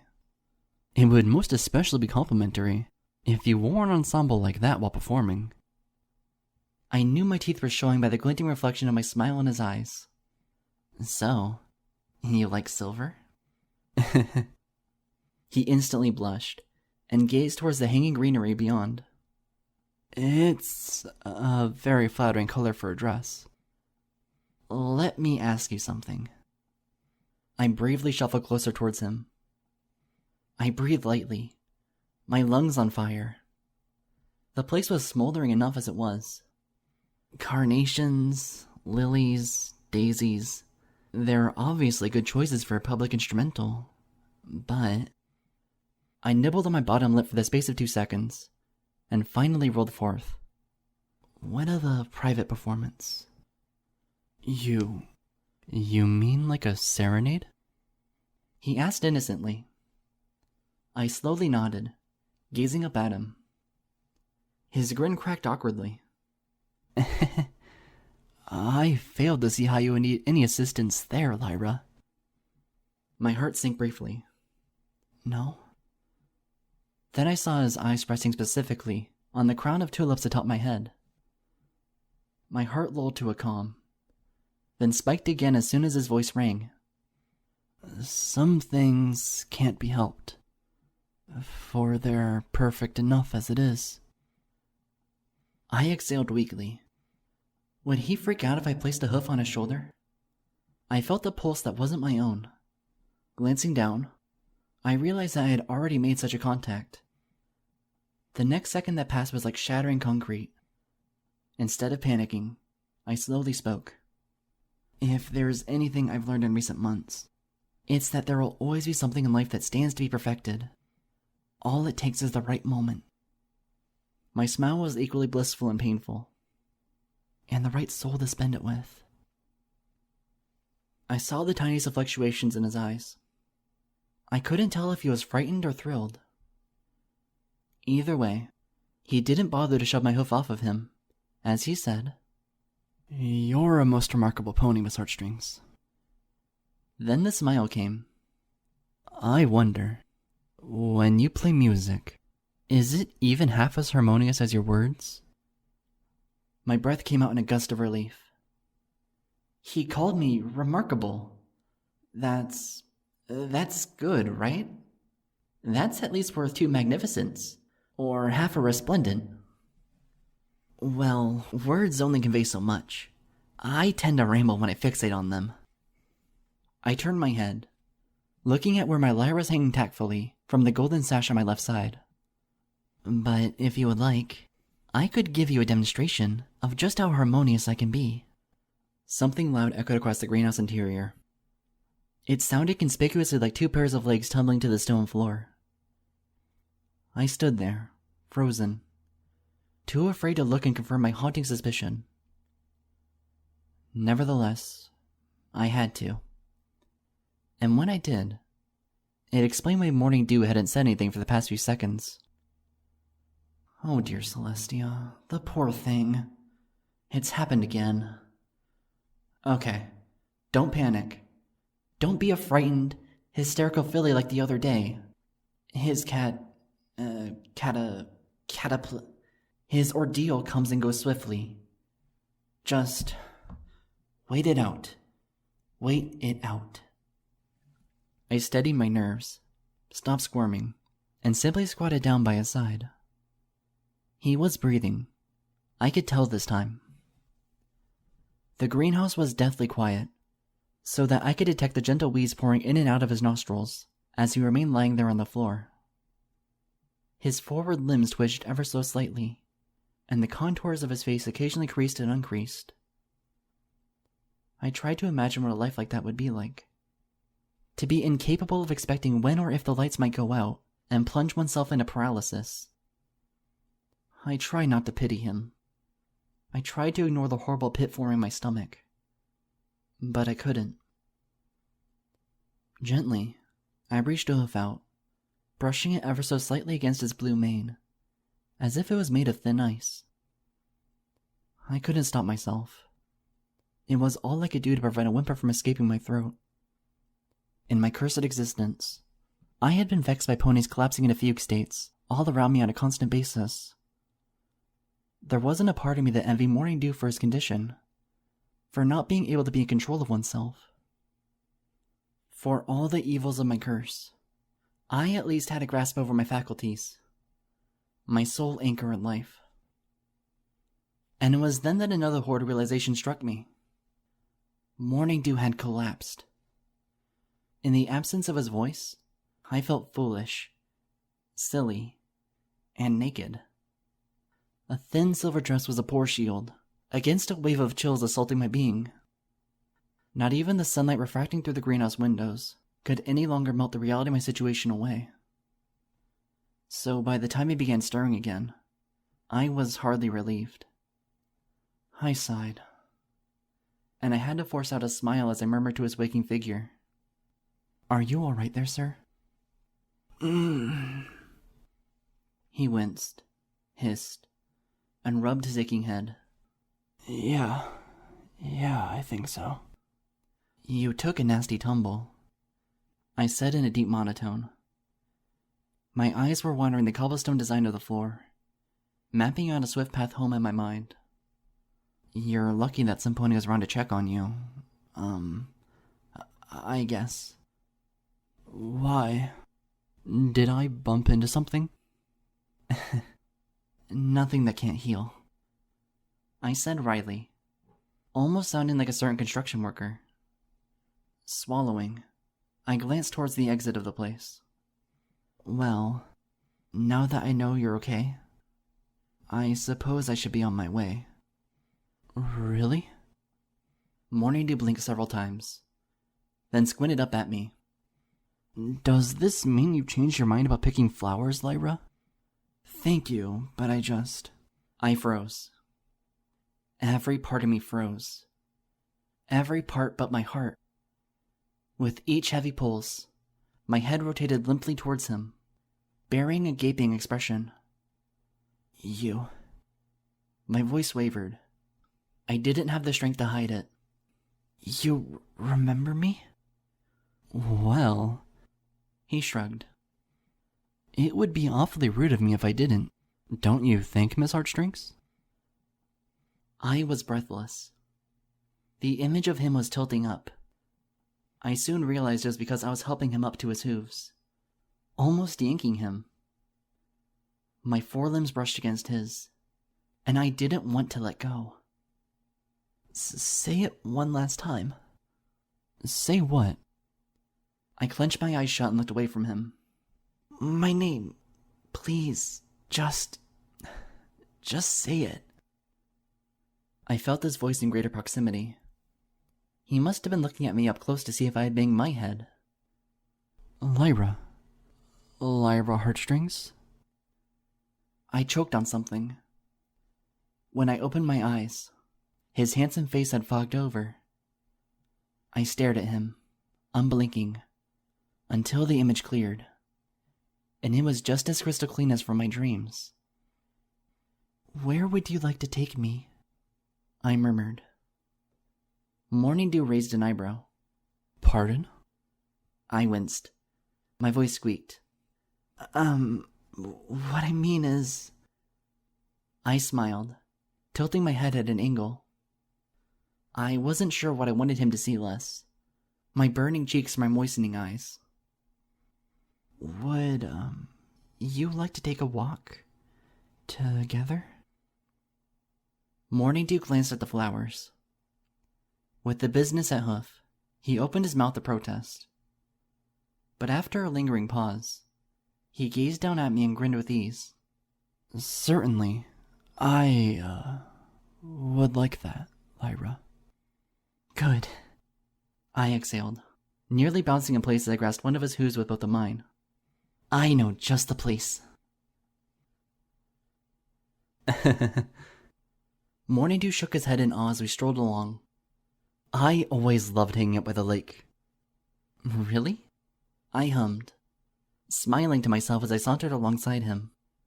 How fortunate, 'cause I really like it too. "Very few ponies frequent this area," he remarked, gazing out across the rippling pond water to our right. The afternoon sun bounced off it in rich crimson bands, covering us in a painterly sepia tone as we reveled in warm breeze after warm breeze. All around us, September was alive. I felt as though I would never be cold again. "I think it's a shame. There's so much to see and think about.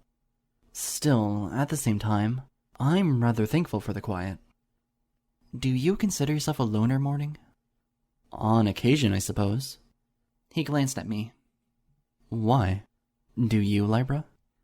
Well, I murmured in a sing-songy fashion. Not by habit, I assure you. Are you on the road a lot, on account of all your musical venues? Oh, hardly. I cleared my throat. It's not that. I just haven't had the chance to socialize much as of late. Why? He asked. You seem a natural conversationalist. You really think so? Indeed. He chuckled. Although what? A tad bit on the philosophical side, He remarked. So? I smirked wryly, sidestepping an overturned log so as not to ruin Rarity's dress. You mean to suggest that mares shouldn't be allowed to philosophize? Not at all. He said with a grin. It's just that philosophy is measured only in its pretense. Stallions are all too easily overwhelmed in the art of cyclical dialogue. Mares, I've long perceived, serve a much better existence by actually living. And by living, I'm guessing you mean cooking, cleaning, and giving birth, right? I winked. Hardly. He stopped by a throng of cattails and looked at me. I only meant that there are many beautiful things in this world, and the majority of them so happen to be exemplified by mares. Easy for you to say. Indeed, it is. I giggled, shaking my head as I paced around him. You're a little bit backwards, Morning Dew, sir, if I may be so bold to say. Trotting backwards is a good way to practice for doing what counts forwards. He replied. Besides, I can't pretend that all codes of chivalry apply to modern life. It was you who swept me out by Sleepy Who's back there in the greenhouse, not the other way around. His gaze fell bashfully from mine. I thank you most kindly, Lyra. It's never too late to be a maid in shining armor. Well put, He said, then glanced at my shifting hooves. Are you tired of walking? He asked. I smiled coyly at him. If I said yes, does that mean we can continue this conversation sitting here, where it's so nice and peaceful? A gentle colt is never too forward to assume anything. Well, that's too bad. Let's sit our flanks down already. At the last second, he reached a hoof out. Both curious and amused, I took it, and I found him ushering me to a flatter stretch of grass that only an expert gardener such as him could spot. I took my sweet time smoothing out my dress before sitting down, and he took even more of his own time politely waiting until I was done before squatting himself. I didn't always enjoy this kind of peace, He said. Oh? I gazed curiously at him. Was it by choice? As a matter of fact, no. He remarked, gazing across the rippling waters. I grew up in a military household, and if there's one thing you should know about military households, it's that they never remain in one single spot for too long. Most colts my age would easily adapt to being constantly on the move. But me, with my rather embarrassing conditions. Like that which made you take an impromptu nap just moments ago? He somberly nodded. I didn't exactly fare too well. It must be so terribly unnerving, I said, to have grown up without a firm base, and to not even have an anchor to cling to when he felt ill. My parents were my anchor, he said, as were the other ponies they worked with. I have and always will have the deepest respect for equines who selflessly serve the royal alicorns in their land. It's just... He lingered slightly, his blue eyes blending with the reflections of the shallow pond water. I wish I could contribute more than just my respect. So many stallions my age have given their part. I hope that someday, before I'm too terribly old, I'll have a chance to give mine.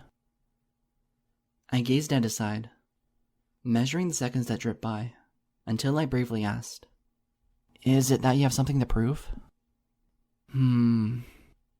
He smirked calmly my way. More like something to gain. Like what? Clarity, he blurted. Clarity? Morning Dew nodded slowly. There was a moment. A very special moment in my young life. As all ponies have their own moment of magical epiphany.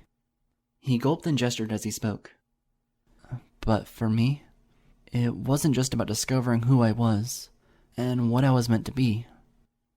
It was a metamorphosis, where I came out of my sickly youth, like a dawn sunrise breaking apart a fog. Ever since then, I understood what I wanted to do with my time on this earth. And yet, while the logic of the matter remains, I found myself losing touch of substance? He glanced at me. I smiled gently. You're not the only pony who loses control of his faculties from time to time, Morning. Be it dizzy spells or afflictions of the spirit, we all serve to be reminded of what it is that made us, and how we stand to be rejoined with that glorious insight once again. That's a charming hope to cling to, Lyra. But sometimes I fear. Fear what? That it's too late. He shuddered. His eyes locked onto something pale and gleaming from his past. I fear that the only way to grasp a hold of what's truly meant for me is to somehow reverse time. To become that young colt once again. To have the world of confusion melt away like it only could that one occasion. And that one occasion alone. I nodded slowly. Yes, you and I can analyze the woes of the past to death, with enough words to make a novel out of. I smiled brilliantly. Or... He looked at me. He had to squint from a glint of reflected sunlight. I had pulled my lyre up into my forelimbs. Sitting in front of him, I charged a pulse of telekinetic energy into my instrument strings. Or... we can recreate that which is lost with the gifts given to us. I'm afraid I don't understand. Shh. I looked deeply into his face. Just relax, Morning, and listen. I closed my eyes. My mind scanned several scribbled musical notes, until I saw the entire orchestration before me. Then, with careful precision, I performed a sweeping number, as bombastic as my strings could hope to suggest, rich and powerful and steady in its cadence. As I navigated each sweeping melody of the tune, I briefly glanced at Morning Dew's expression, and I saw his jaw dropping further and further. The song was barely done by the time I heard his voice, breathily kissing the air. That... he stammered. That was the most delightful rendition of Maurice Ravel's Royal Symphony I've ever had the pleasure to hear. Please, Morning, I giggled. You flatter too much. So what if I happen to... have practiced? I paused at my words. I had expected him to be pleased by the tune. However, I hadn't expected the tears forming in the corners of the grown stallion's eyes. My parents, they used to march to that very tune. I would watch them from the compound fence after school, before we all trotted home together. He murmured. I tried to imitate their march, their proud stance, their fearless poise. When the years went by, and I suffered through worse and worse episodes, I still did my best to march with their rhythm. They always encouraged me. They always believed my enthusiasm. When I grew up, and I tried year after year to apply at the Camelot Military Academy, I remained steadfast in spite of my constant failure. Even today, I try to give myself hope. For I won't be completely satisfied until I am able to accomplish what they had accomplished so well. He gulped hard. I owe as much to them. To their legacy. Their legacy? I squinted his way. Suddenly, it dawned on me. The soft demeanor, the incessant need to prove himself, the continuous, almost foolish fixation on a seraphim savior. A part of me broke inside, and it ruptured a soft voice from my lungs. Oh, Morning, what happened? His nostrils briefly flared. His eyes had dried up, before possibly committing the sin of leaking. The SS Hurricane, he uttered coldly. They were overseeing a supply drop-off along the eastern banks of Dream Valley. An entire military detachment was sent to guard the royal supplies. One night, There was a rupture in the ship's steam tanks. His tail trailed off, but it didn't need to complete itself. I already had a sore throat by that point. After all, every adult citizen of Equestria knew about the SS Hurricane. I had no idea, Morning. I am so very sorry to hear that. Don't be sorry, Lyra, he said. He smiled. A very genuine thing. As was his next breath as he spoke. You've blessed me. You really have. Whenever I hear the Royal Symphony, it's always the classical presentation, usually a recording of the full-piece orchestra, complete with the numbers usual, dramatic fanfare. He sighed briefly. It's the exact style of performance that they play at every memorial held for the ponies of the hurricane since the tragedy. There's no pride or joy in it anymore. Only a deep, immeasurable, and noble sorrow. He swallowed and glanced my way once more. But the way you play it, the way you revel in it, with your solo strings and your passionate gusto, well... He grinned painfully. It's invigorating, Miss Heartstrings. It reminds me that the dead were once very much alive. I wish there were performers who felt with their souls, as much as with their talents. I was barely convinced. I stared forlornly at the lyre in my hooves, as if it was some terrible weapon. I muttered, Sometimes, I swear, I feel too much. He narrowed his eyes curiously. Why's that? I shook my head, stumbling over the thoughts. I should have waited before spilling them out from my lips, but I felt as if so many berries had fallen already. He had been brutally honest with me so far. What had I done to even come close to paying him equal respect? Do you ever feel like you stumble upon a moment? A moment that is so golden and so perfect, that you feel as if you were meant to be there at that place, and at that time for a purpose? He ran a hoof through his mane and said, I suppose I have. Maybe once or twice. Why? I gulped and said weakly, I feel that every day. I looked up at him. And on every occasion, the moments become more and more intense, Morning. And yet, I grimaced slightly, I feel as if they never come with any reward, no matter how frequently they occur. Maybe you just haven't seized the moment, he stated. I mean, truly seized it. Perhaps that's why you feel for the moment, more and more each time it keeps happening. You're never rewarded, because each time you come upon the precipice, you never make that leap of faith. I mean, never truly. Morning, I murmured. Not all of us can be as blessed and... I gulped. And as magnificent as you.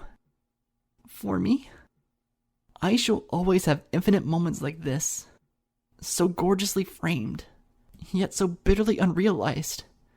But you? I looked at him lovingly, sadly. This is it. This is your moment. Your one and only. He gazed at me as though I was suddenly drifting away from him. Lyra, I don't understand. Do you mean that? Shh. I reached out to him. I grazed his silken complexion with a hoof. I felt my lips quivering. The whole universe was shaking, and he was sliding downhill into the abysmal roll I had refused myself all day to wake to. I should have seen it from a galaxy's distance. This is your moment. Can't you feel it? Like a sunrise that sings to you, or a golden pair of eyes that is only a precursor to the most secure feeling you'll ever have the good fortune to know. You called me something when we first met, Morning. I swallowed hard, then entreated him. Do you remember, Morning Dew? Do you remember what I was? Or what you thought I was? His mouth hung open. The lines in his face stretched apart, pulled by talons of pain that had been breaking him all his life. Until now. Angel, He murmured, like a colt who had just been reunited with a full-hood friend. But I was not that protector. I could see that now. There was a phantom reflected in his eyes. A paper-thin mare with a wreath of silly flowers, trying to gussy herself up for a first and last date. I wanted immediate things, transient things, superficial things. I wanted to be held, to be cuddled, to be wormed as I stumbled inevitably into the dead thick of night. Morning Dew needed more, so much so that he was too humble and powerless to even want it. He was on the verge of self-discovery. He always was. And every Ponyvillian dawn that he saw me, my eyes and my face were only teasing him, upon the brink of such enlightenment. No pony should ever be toyed with on the advent of transcending his demons. And Morning Dew had more ghosts than any amount of flowers could exorcise. I may or may not have the power to free myself from this curse, but until then, I will never have the ability to free him. All my words would be for nothing. Even a tune carries itself only so far. I wish I had the courage then and there to accept that. But where my mind worked, my heart didn't. And the last part of me tried to do the impossible anyways. Morning Dew, I murmured. You are your own guardian angel. You always were. I sniffled briefly, then produced a brave smile. I didn't trust too much in what reflected in his eyes, but I continued regardless. When you suffered through illness as a child, when you endured the loss of your parents, when you fought over and over again to achieve your dream of becoming a guard pony, and finally when you settled for your humble life here, it's been you, and you alone for whom you've had to think for such tenacity, for such strength.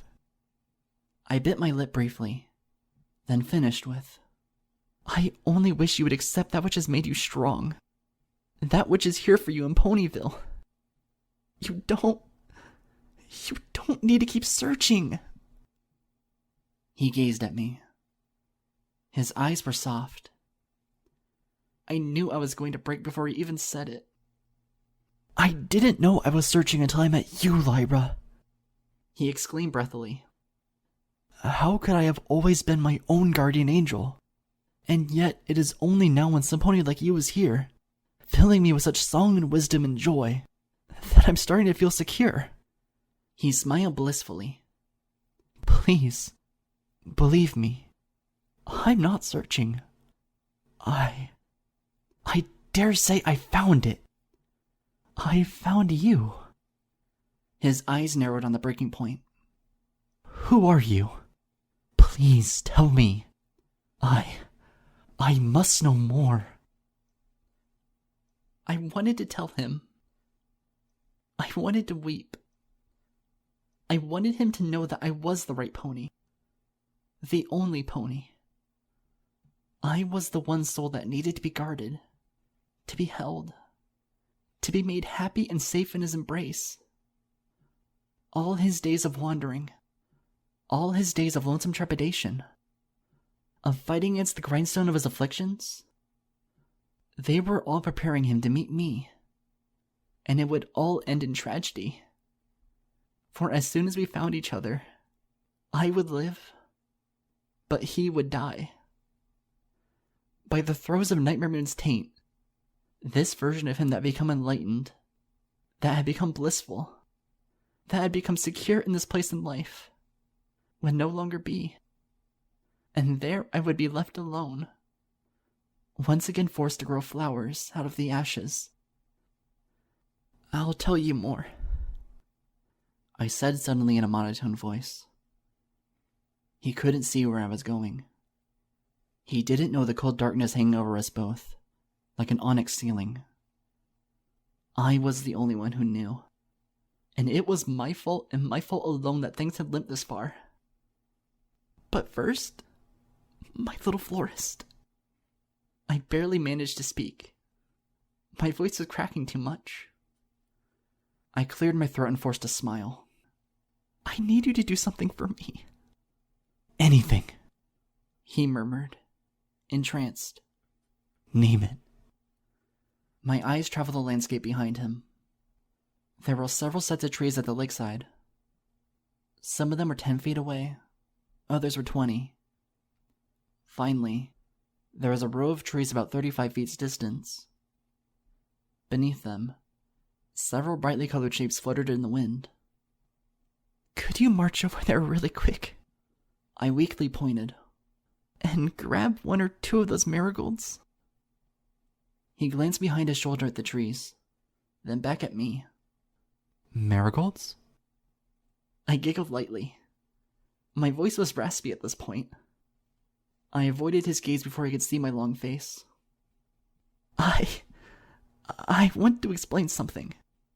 And I need them to make an analogy. I gulped. Philosopher. Remember? He blinked.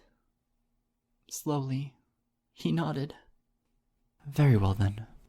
I'll be right back. He got up. He left. And so did his shadow with him. As I heard the crunching of grass beneath his hooves, I clenched my eyes shut and ran a hoof over my face. I sucked a huge breath into my lungs, containing the sobs before I could feel a hint of them bursting forth. Several seconds passed, and then those seconds became minutes. Finally, I heard his voice from what sounded like miles away. Marigolds. I have plenty of these in my greenhouse. Morning Dew murmured unemotionally. His body pivoted, and his face blankly scanned the horizon.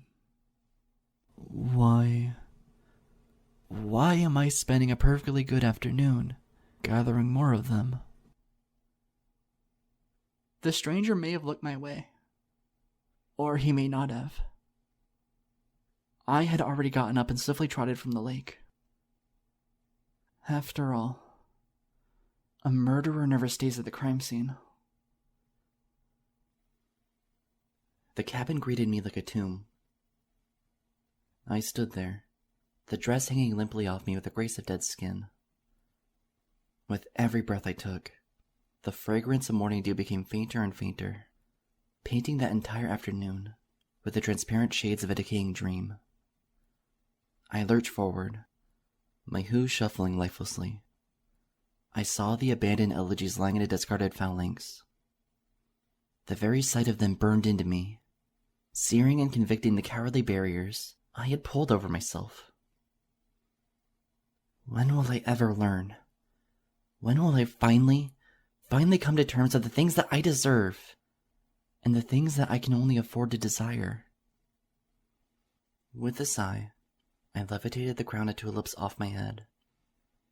I held the strung flower buds in two hooves. They were so fragile, so delicate, yet so devoid of life.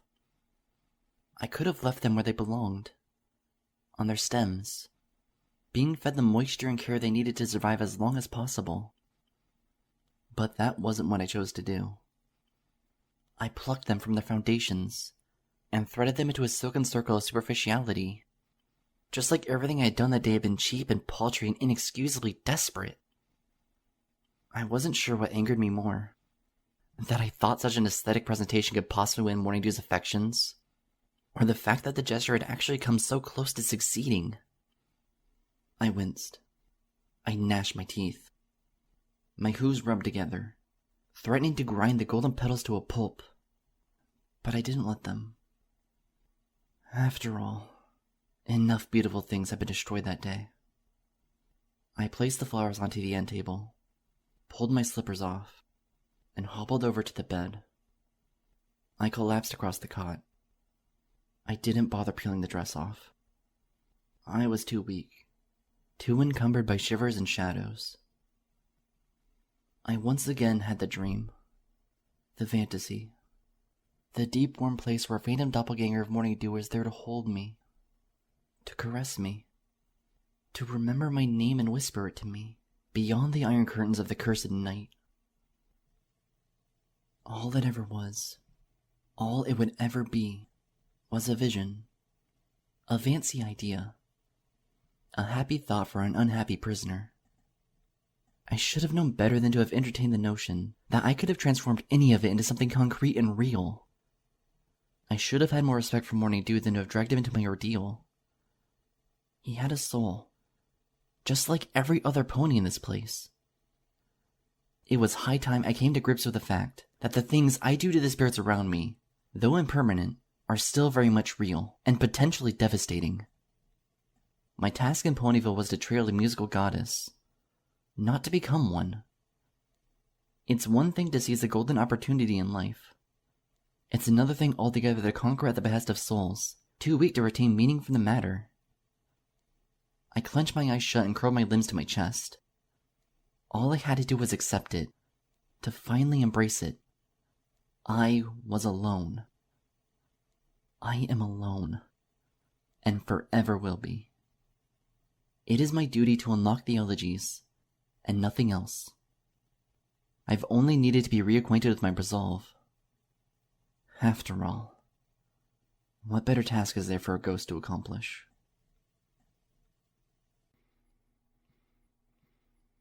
That's the last of them, a pony in orange work gear shouted. He marched out of the barren brown shell that was left at the abandoned hotel on the north edge of Ponyville the following morning. I got it wired up and everything. We finally doing this? You can bet Princess Luna's spit shine a tiara we are, Ambrosia grumbled, rotating a timer on a silver device. Several sets of wires had been threaded out of the multiple doors and windows of the building. They all converged onto the contraption in Ambrosia's grasp. This a dang well better work. I want to go back to building houses and raising barns. I'm serious, the mayor doesn't pay us enough for this demolition crud.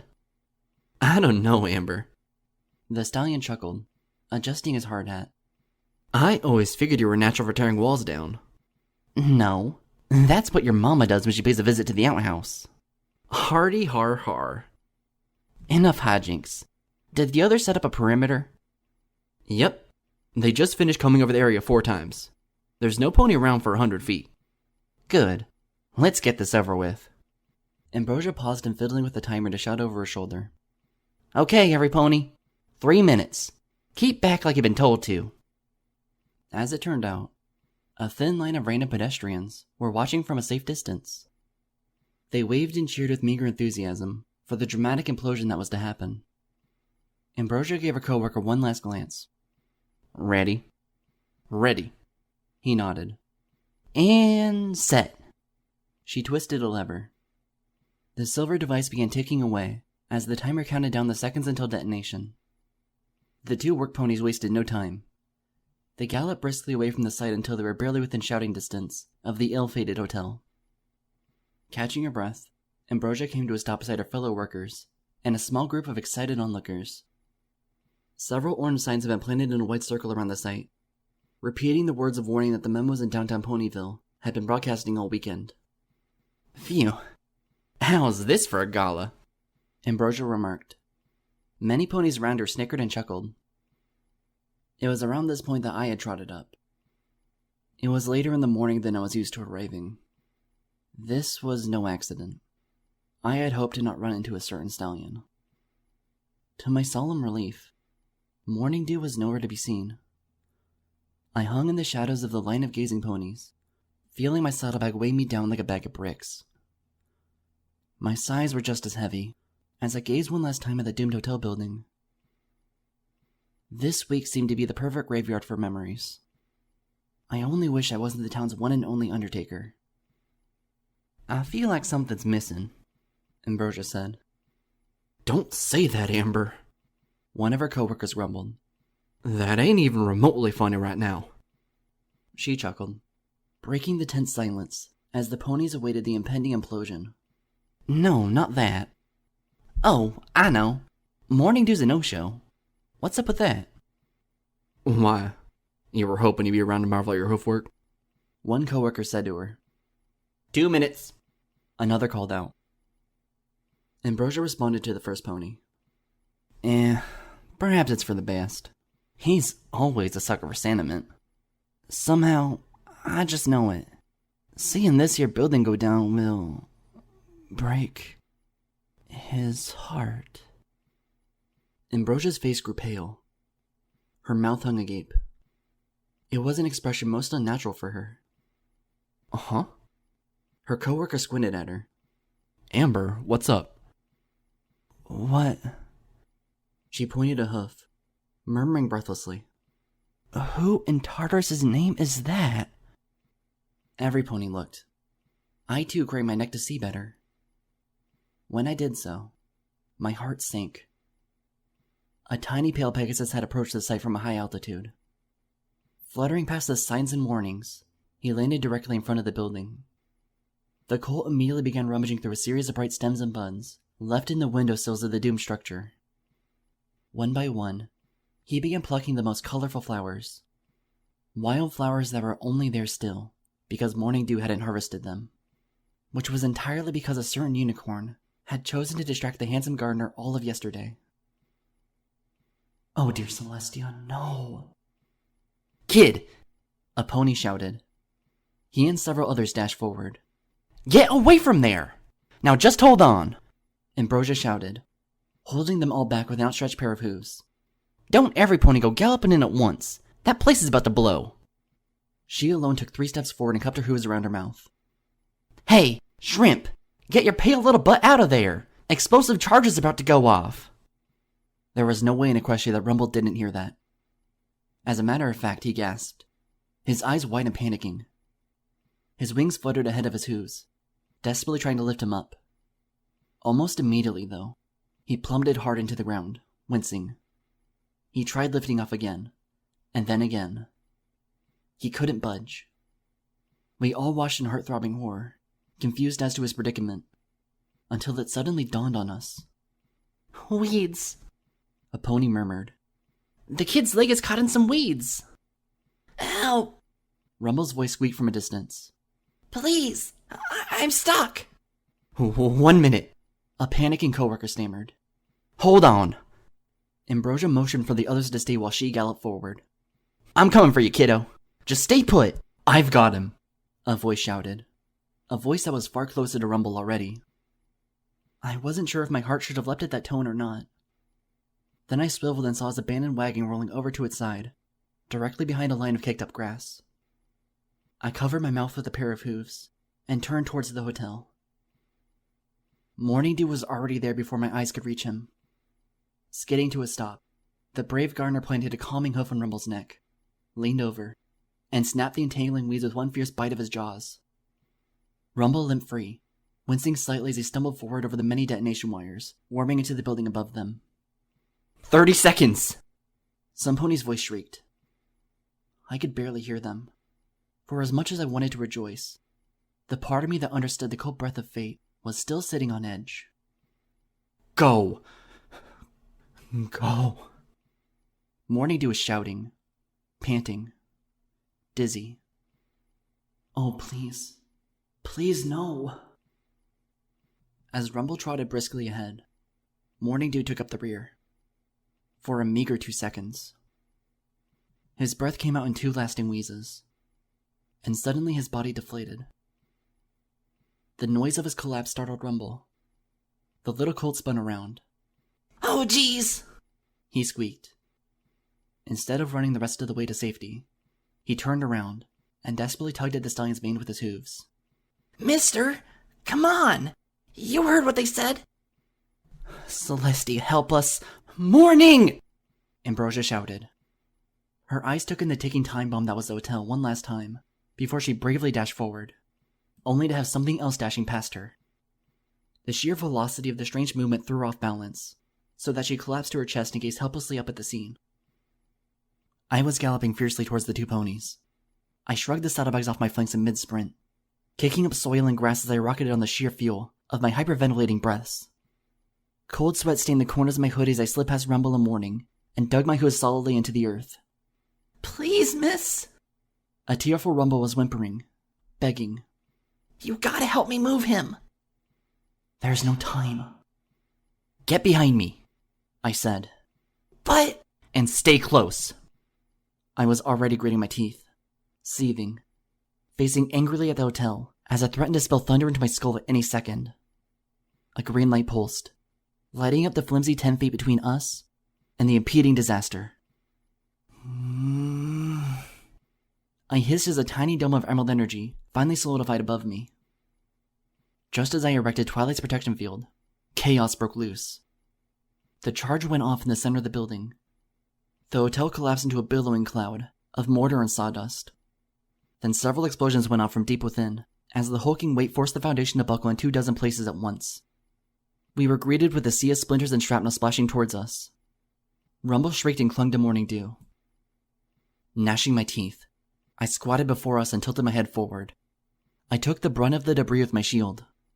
The sheer force of the blast were shoving me backwards, plowing 4 tiny ravines in the soil below. My head ached like a million vices were clamping down onto it all at once. Nevertheless, I held the bulk of the destruction away, so that only a few random specks of detritus flew past the translucent umbrella of energy. There was a cry of horror from the ponies watching from a distance. I struggled to squint my aching eyes open. As the hotel's implosion consumed it, the front face of the building was performing a last act of stubbornness. It teetered forward, thick and heavy. I soon found 2 full stories of wooden paneling looming over me. When it came down, a literal crater formed beneath the 3 of us. A cyclone of green energy fluctuated and danced about me as I poured all of my soul through my ley lines in a last-ditch attempt to preserve the protection spell. My legs buckled. My muscles quivered. I could hear Rumble's whimpers and Morning Dew's tiny breaths. Somewhere, in the hazy clouds of time, a sickly young colt was marching out of bed. He graced the sunrise, and a golden pair of eyes beyond the window gazed back, lovingly, longingly, forbidden from embracing him. I seethed. My roll flashed a bright emerald as I leaned against the edge of my shield. My horn vibrated to the breaking point, but I reached beyond the pain, shoving a pulse of telekinetic energy straight into the protection buff. Ah! The green dome flew diagonally like a missile, plowing through the building face, so that it split like a parting sea, both halves falling harmlessly to either side of us, with a monumentous thud. The next thing to fall was me, panting, to the sundered earth below. I wouldn't know it until later, but my heroics had lasted the space of 5 seconds. All I cared for at the time was... Morning. I dragged myself back onto my hooves and crawled over towards him. Rumble was shaking him furiously, all the while struggling to contain his sobs. He's not moving. He's all right, kid, I said, gulping. I slid down and lifted his upper body, until I cradled his soft head in my lap. We're okay, I murmured. My voice came out crookedly, and I realized that I was smiling. We're all okay, I squeaked. But... Rumble glanced up at me. His eyes widened.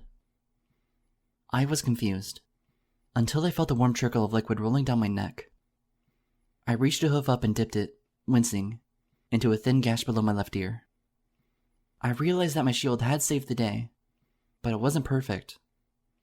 I was nicked and scratched in several tiny places. Rumble and Morning Dew were similarly grazed in a dozen spots, but I hardly feared the worst.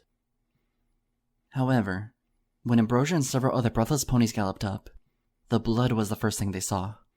Good grief! Are y'all okay? That was amazing! Did you see what she just did? Praise Celestia. That was close. He's... I gulped, suddenly aware of how much I was panting. We're fine. We just need... You stay put! Ambrosia gestured. I'd never seen her look so frightened. Her green eyes were locked on Morning Dew's unconscious figure alone. We'll go fetch Nurse Redheart. Let's not take any chances now. I'm so sorry, Rumble whimpered, his eyes misty as he sniffled and cried. I didn't know about the building. I was flying all day and I didn't know. Oh, please, tell me he'll be all right. Let's worry about what could or couldn't have happened later, kid, Ambrosia said. You can fly, can't you? Yes. I flashed a look towards the colt. You're the fastest one here. Help them fetch a doctor pronto. Okay. Rumble composed himself, fluttered his wings, and took off. Are you? Ambrosia looked nervously at me. I'm fine. Go get Redheart. I nodded towards her.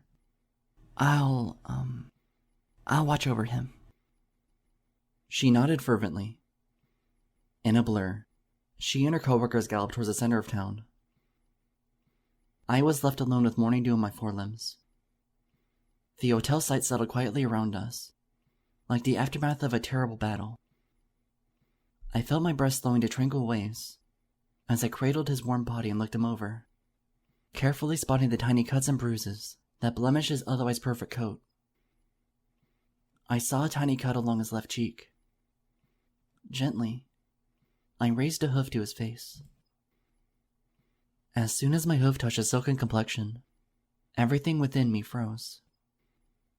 The reality of the moment caught up with me on thundering wheels. I felt my heart pounding in my chest, and it was in perfect cadence with his. I had come to understand what I could or couldn't afford in life. But what of the both of us? The elegies may not have a divine purpose for me, but angelic moments such as this? I brushed his mane hair aside. His golden face hung like a sleeping colt's in the noonday glow. Something so beautiful hardly deserved to be so alone.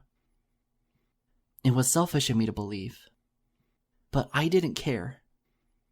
I no longer thought. I was leaning over.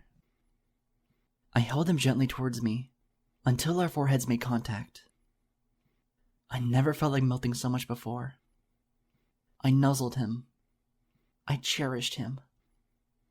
My limbs were shaking, buckling, but his presence was my anchor, pulling me closer towards him, until I felt his tender breast against my muzzle.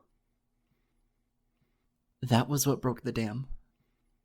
With gentle sobs, I worshipped him, my tears christening his forehead like a holy river between us.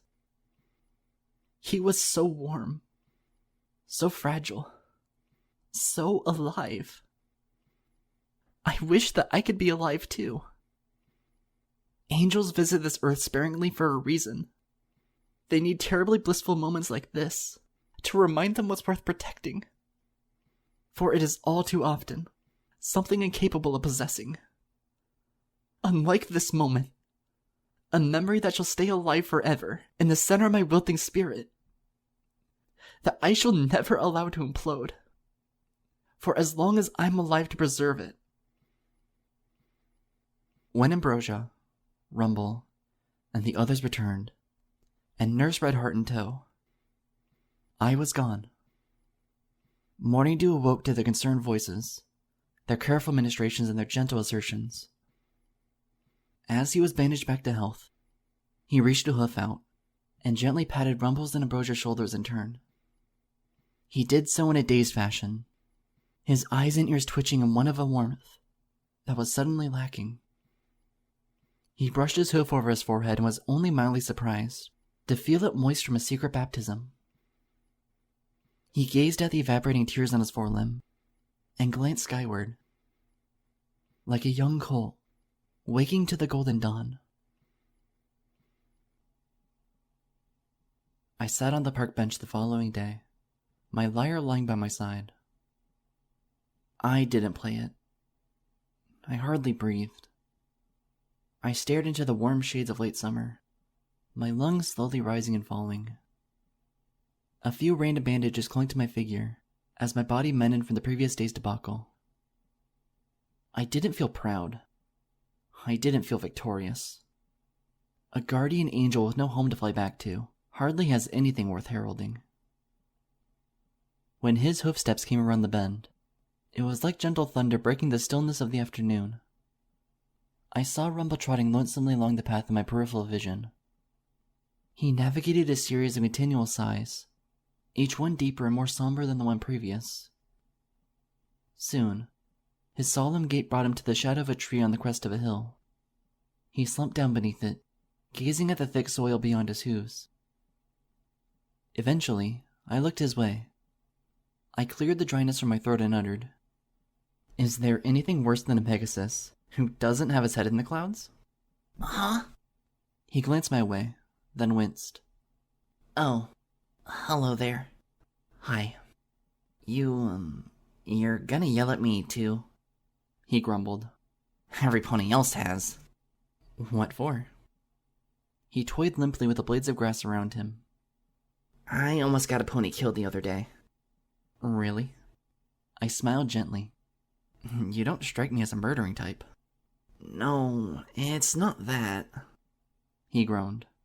I did something stupid, and a pony nearly died trying to save me. An entire building practically fell on top of us. I still don't know how we both survived. Perhaps we're lucky in this life for a reason. I droned. Perhaps it's fate's way of showing us that we have more to learn in our existence than just from our mistakes. Whatever. He blurted. My older brother's forbidden me from flying around on my own for a while. I guess I don't blame him. It's just that... What? I wanted to find some flowers. It's a lot easier to do from the air. To find the best places where they grow, at least. Why flowers? I obligatorily asked him. He bit his lip. I don't know, really. It just seemed like the right thing to do. You like flowers? No. Rumble grunted. I don't. Then what? It doesn't matter, okay? His voice cracked as he shook in frustration, covering his face with a pair of limp hooves. I don't know. I just don't know. He sighed lengthily. All I know is that I'm a weirdo. Just like my friends call me. I stared silently at him, but then my ears pricked. There was a melodic sound coming from the far hillside. A series of giggles lit the air, and one of them far more enchanting than the rest. I glanced to my left in time to spot the three foolish figures galloping through the tall grass. I looked briefly back at Rumble, took a deep breath, then narrowed my eyes in concentration. A dim green aura illuminated the bench upon which I was squatting. Applebloom's voice cackled. Shucks, Scoots. You're pulling my leg. Did you really? Uh-huh. Scootaloo nodded with a devilish grin. She and the other two were garbed in their trademark burgundy cloaks. Then, as he got back up, I told him, "You better stop insulting Blinkflinks, or else next time I hit you, you'll cry every time you go to the outhouse." Well, no wonder you had nothing mean to say this morning, Sweetibelle remarked, taking up the rear of the group as the three bounded over the grassy knoll. You're the last pony anyone would want to mess with, Scootaloo. Before she could finish his utterance, a burst of green light snapped her cloak off her shoulders. She gasped and spun around, only to see her crusader cape flying away in a magical wind. Oh, jeez. Hold up, guys. Ugh. What? Again, Sweetibelle? Scootaloo's voice groaned. You should fancy tying that thing to your mane. Applebloom added in a snicker. Very funny. Sweetibelle huffed and puffed as she galloped after the runaway scrap of cloth. I mean it. Wait for me. It came to a stop beneath a tree beside the park path. Catching up to the thing, she hoisted it up in her hoof and hissed like an angry fashionista. This fabric. I wish there was something I could call it to make it feel bad. She stopped in mid-speech, realizing she wasn't alone. Rumble realized he wasn't alone either. He jumped up with a gasp and backed into the tree, as if he was being held at spear point. Sweetibelle merely blinked at him. He stared just as blankly back. As the seconds melted away, she chewed on her bottom lip and took a few steps back. Rumble fidgeted. Rumble shook. He lurched 2 inches forward, anchored to a desperate grin. Hi there. Sweetibelle hid half her face behind a loose cape. Hello. You, He briefly gnashed his teeth. You're pretty. Your voice, I mean. You have a pretty singing voice. He gulped. That is, I've heard it. You sing really well. And I think it's cool. Sweetie Belle's eyes fell to the grass. Her hooves toyed with the soil. Are you doing stuff with your friends? Rumble scratched a hoof behind his slick mane. 'Cause I think it's pretty nifty how you three are always, going on adventures and, like, doing stuff for the village and all. Some ponies may think that you're annoying, but I think you're really helpful and stuff. I'm totally not one of those ponies who think that you're annoying.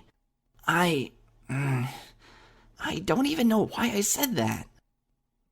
Sweetie Belle suddenly shook, quivered even. Rumble squinted at her. Are you okay? Sweetie Belle retched, vomiting up a copious amount of fluid onto the grass between them. Whoa, jeez! Rumble hopped back. Sweetie Belle fell on her haunches and rubbed a forelimb across her cheek. She grimaced, her face turning a furious shade of red. Oh my gosh, I'm so sorry. I don't even know why that happened. She coughed a few times, sputtered, and hugged the fabric to herself. Please, don't think I'm gross. Rumble's wide eyes blinked. Sweetie Belle winced. Rumble grinned brightly. Was totally awesome! His wings fluttered as he leaned forward. I've never seen a pony upchuck like that. She smiled. Really? You mean it? Yeah, I bet even my big brother would be impressed. Apple Bloom says it's because I'm always swallowing flies. Really? Rumble bounced towards her. Want to find some bigger bugs? She bit her lip and hid behind the fabric once again. Not really. Oh. Rumble instantly wilted. Of course you wouldn't. But the Crusaders and I are about to go squirrel caging, Sweetie Belle said. She appeared to light up as soon as she spotted his blank hindquarters. Want to come with us? Her eyes sparkled as she beamed. Maybe we can find your super special talent. Hey, yeah. Rumble exclaimed. It so happens I'm missing one of those. Well, what are you waiting for? Sweetie Belle giggled and motioned him along. Come on. Whoa. She forgot about the cape in her grasp until she tripped on it. Here, allow me. Rumble walked over, and with very gentle movements, he tied the cape to Sweetie Belle's back. She stood still, her cheeks flushed. When he finished, she gave him a sweet smile. Thanks. No problem. We should get my big sister to make one for you. He smiled bashfully. It wouldn't look nearly as good on me as it does on you. Whatever. Squirrels are waiting. Let's go. All right. The two scampered up the hill to join Apple Bloom and Scootaloo waiting. I was watching the whole time, quiet as a mouse. I didn't want to disturb the moment, nor did I want to shatter the first warm pulse I felt in my heart since that day began. Now, if that ain't sweet as all get out. I turned to glance at my side. Ambrosia was trotting down the path. She was out of uniform. Her exposed coat and snow-white mane were a sight to behold. I almost wondered if she hid such beauty and grace on purpose. As soon as she spoke again, I recognized the gruff construction worker instantly. The village was a little too hard on the little scamp for what happened yesterday. You'll have to enlighten me. I spoke monotonously. Just what happened yesterday? She shuddered at the thought. Something that was mostly my fault, which is why I talked the kid's older brother from laying the guilt on too fiercely. Thunderlane's a popular stallion around these parts, but his brain is hardly the first organ he thinks with half the time. I chuckled. You strike me as an observant mare.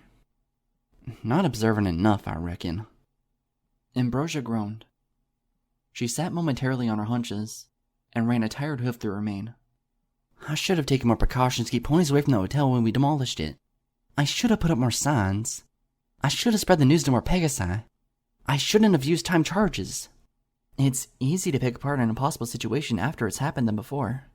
I said, I don't see why you should be so hard on yourself. Everypony came out of it safely, right? Just barely. And 'tain't none of my doing, she grumbled.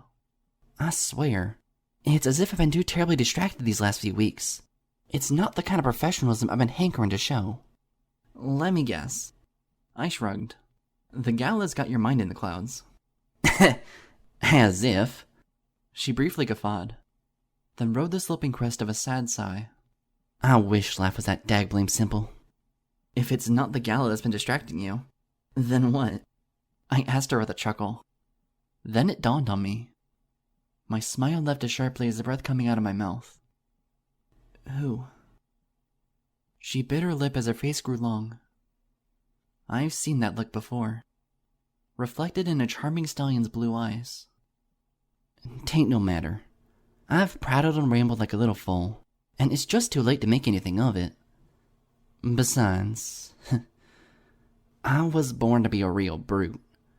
What he needs is something gentler, and some filly with more grace.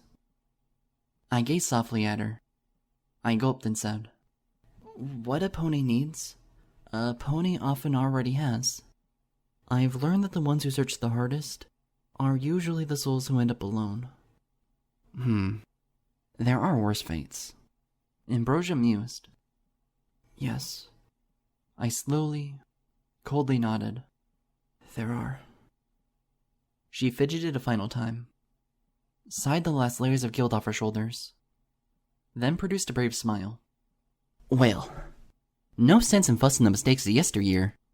I got me an apartment to start building tomorrow. I better go meet with my crew to begin planning. Have a good afternoon, ma'am.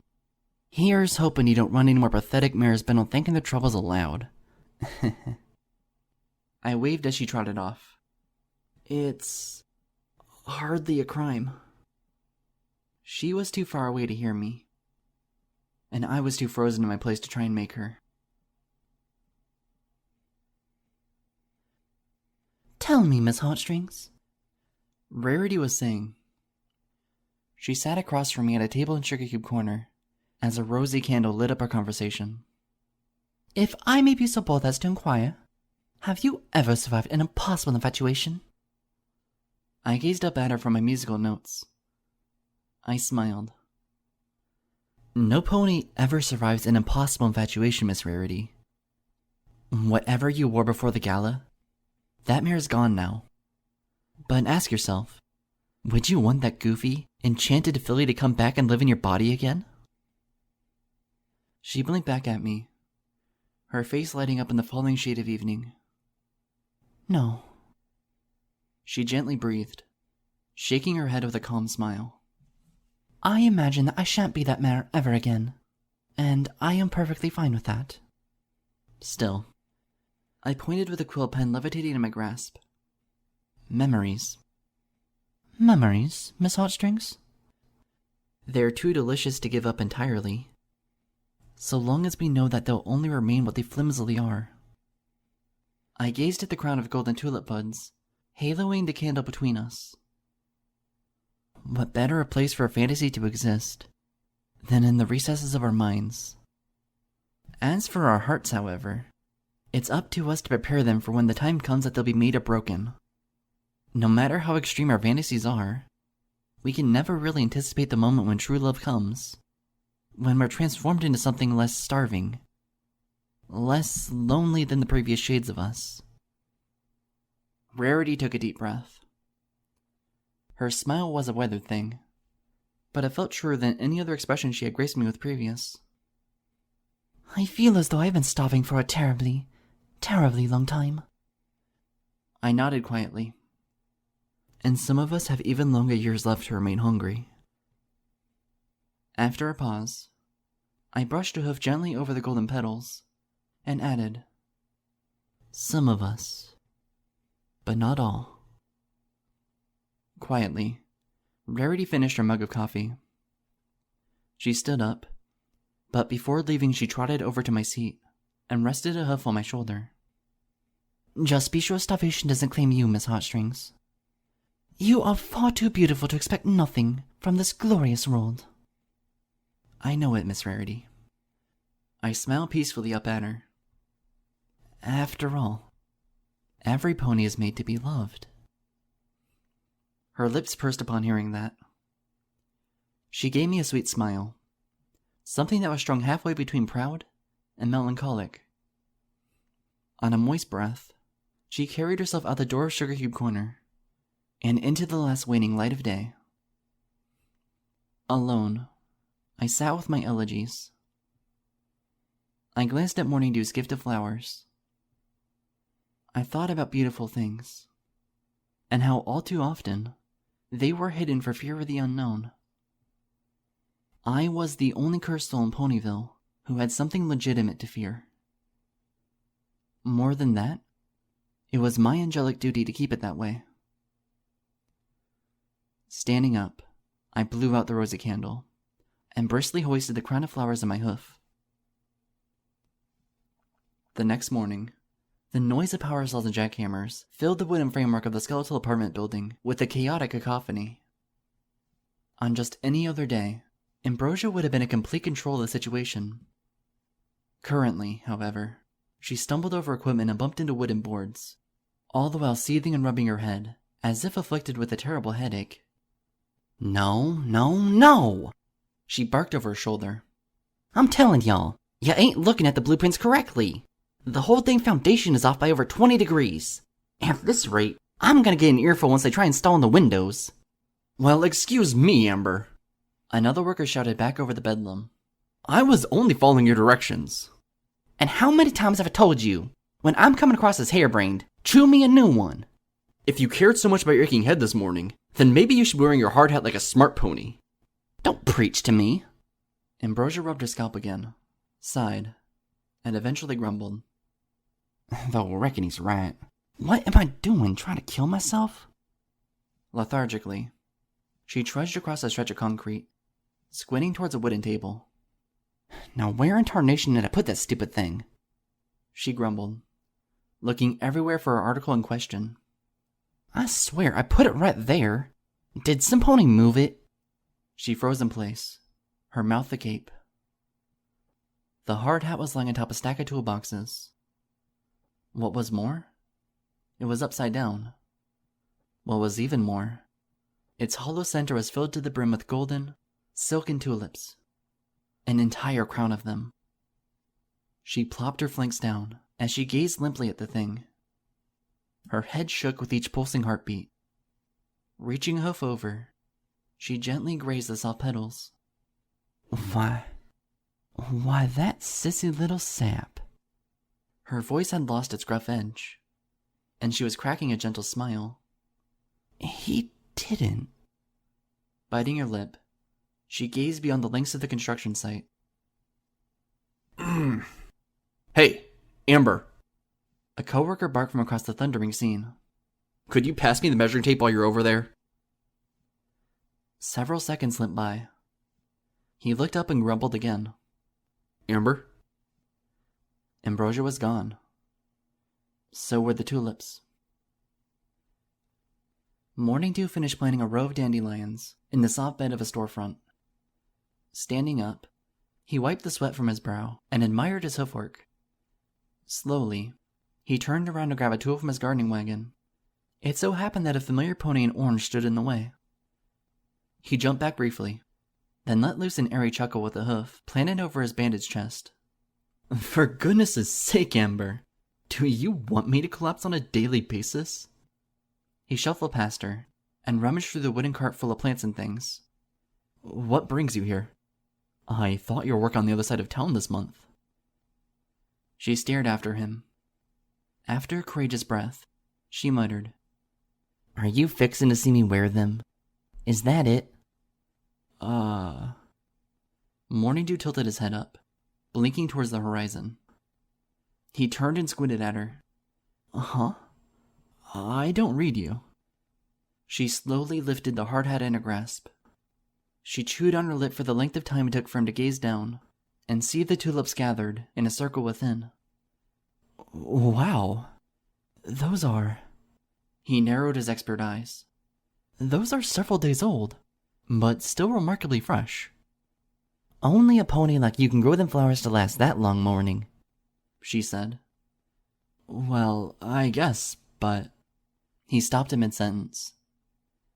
Fidgeting, he cast her a look that was too confused to appear guilty. She read the truth in his expression anyways. You didn't send them, did you?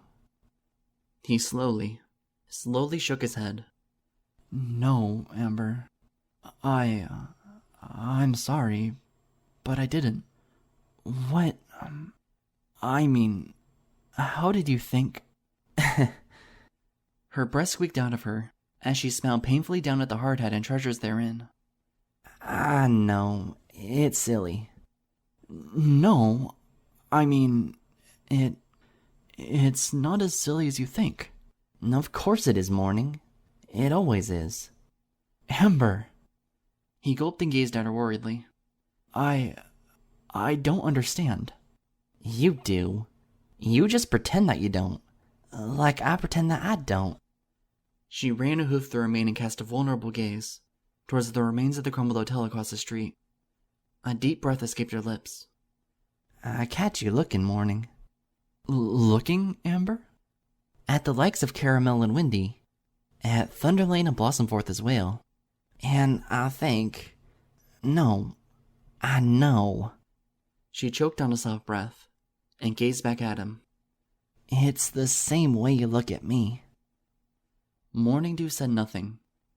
He merely hung his head and dug his hoof into a loose piece of soil. Yes. She chuckled bitterly, sitting down on her haunches finally, and all but hugging the hard hat to her chest. I'm always going off on you and teasing and the like. It's stupid. We both know it. And we both know it's just to cover something stupider. It's not stupid, Amber. Don't you try to placate me none. She briefly frowned, but her expression melted into a vulnerable glance as she leaned forward. How come it feels like you're always searching, and I'm always waiting, and the days just go by faster and faster, and all we end up being is alone? We're not exactly alone, Amber. We are, Morning. We are, and... She winced as her eyes moistened. A sniffle came out of her. Then, I almost lost you the other day. And I feel mighty horrible. I feel horrible because I feel that way. And yet I never had you to begin with. And I'm so sorry. Please. Morning gazed warmly at her. Don't be sorry. What happened with the demolition was hardly any pony's fault. Morning, you knucklehead. She laughed and sobbed at once. A pitifully delicious sound. That's not what I'm apologizing for, and you know it. She reached a hoof over and boldly stroked his cheek. I'm beginning to realize what I should have done a lot sooner. What a sweet stallion such as you was afraid to do himself. Morning Dew raised his hoof, hesitated, but ultimately grasped her forelimb. He didn't shove it away. He merely held it to his face, sighed, and eventually spoke in a somber voice. I've been afraid for a reason, Amber. You know what I've always wanted to do in my life. His tone wavered, a cultish quality he could never shake loose. And you know at this rate, with what I have to contend with, I'll never be able to do it. Morning. You're so much stronger and more confident than me, Amber. He looked at her painfully. I would never be able to make you feel secure. I would never be able to protect you as I'd like to. She smiled as a tear rolled down her face. She caressed his cheek just the same. You can protect me more than you think, you sap. Trust me. Her lungs heaved, and her smile cracked even wider. You really can. That broke something within him. He let loose a heavy breath, as if liberated by something even more golden than his memories. He looked down at the hard hat. Reaching with both hooves, he raised the yellow crown of tulips and looked them over. Without wasting too many seconds, he gently lifted them towards Ambrosia's head. She tilted forward. Once the crown was in place, she let loose a childish giggle. She sniffed and squirmed nervously under his gaze. I reckon they don't match my eyes none. No. He slowly shook his head. He smiled. But they do match your smile. She squeaked forth another chuckle, wiping her eyes with a forelimb. Well, that's a start. Morning Dew shook his head again. This is, he said. He then leaned in and nuzzled her. She nuzzled him back, then clung to him desperately, burying her face into his shoulder. He returned the gesture, and together the two blended warmly in the center of Ponyville, becoming one with the colorful canvas around them. I stood beyond the nearby storefronts, appreciating the art of life. It was something best done at a distance, after all. Shuffling the weight of the letter in my saddlebag, I turned around and marched towards the colder parts of town. The eighth elegy sprang back to life in my head, along with the burning speculation. I couldn't stop thinking that a true guardian angel's merit is not measured in what she holds on to, but in what she gives up. That thought has occupied me all afternoon, to the point that I had to write about it, which is how I come to here, to this cabin, to this journal. The elegy calls to me. I know when it's best not to refuse a tender embrace, no matter how cold or pale. I must figure out its name, its purpose, its position in the symphony. Beyond that, I know what comes next. After all, what's left to stop me? I won't be writing in this journal again. Not until I perform the eighth elegy. Not until I throw myself full force into the only purpose I have left. A moment that's hanging eternally before me, like a great black beacon. If there are no more entries to follow, then that means I'll have either frozen to death, or been dragged to accursed depths hitherto inconceivable. My one assurance, my one affirmative thought at this point, is that there is only one soul who'll be burdened with mourning me once I am gone, and that same pony is no longer afraid to declare such. Yours, as true as she is real, Lyra Heartstrings. I may or may not find an escape from this horrible curse of mine. Sometimes, more than anything, I just wish that some pony would love me.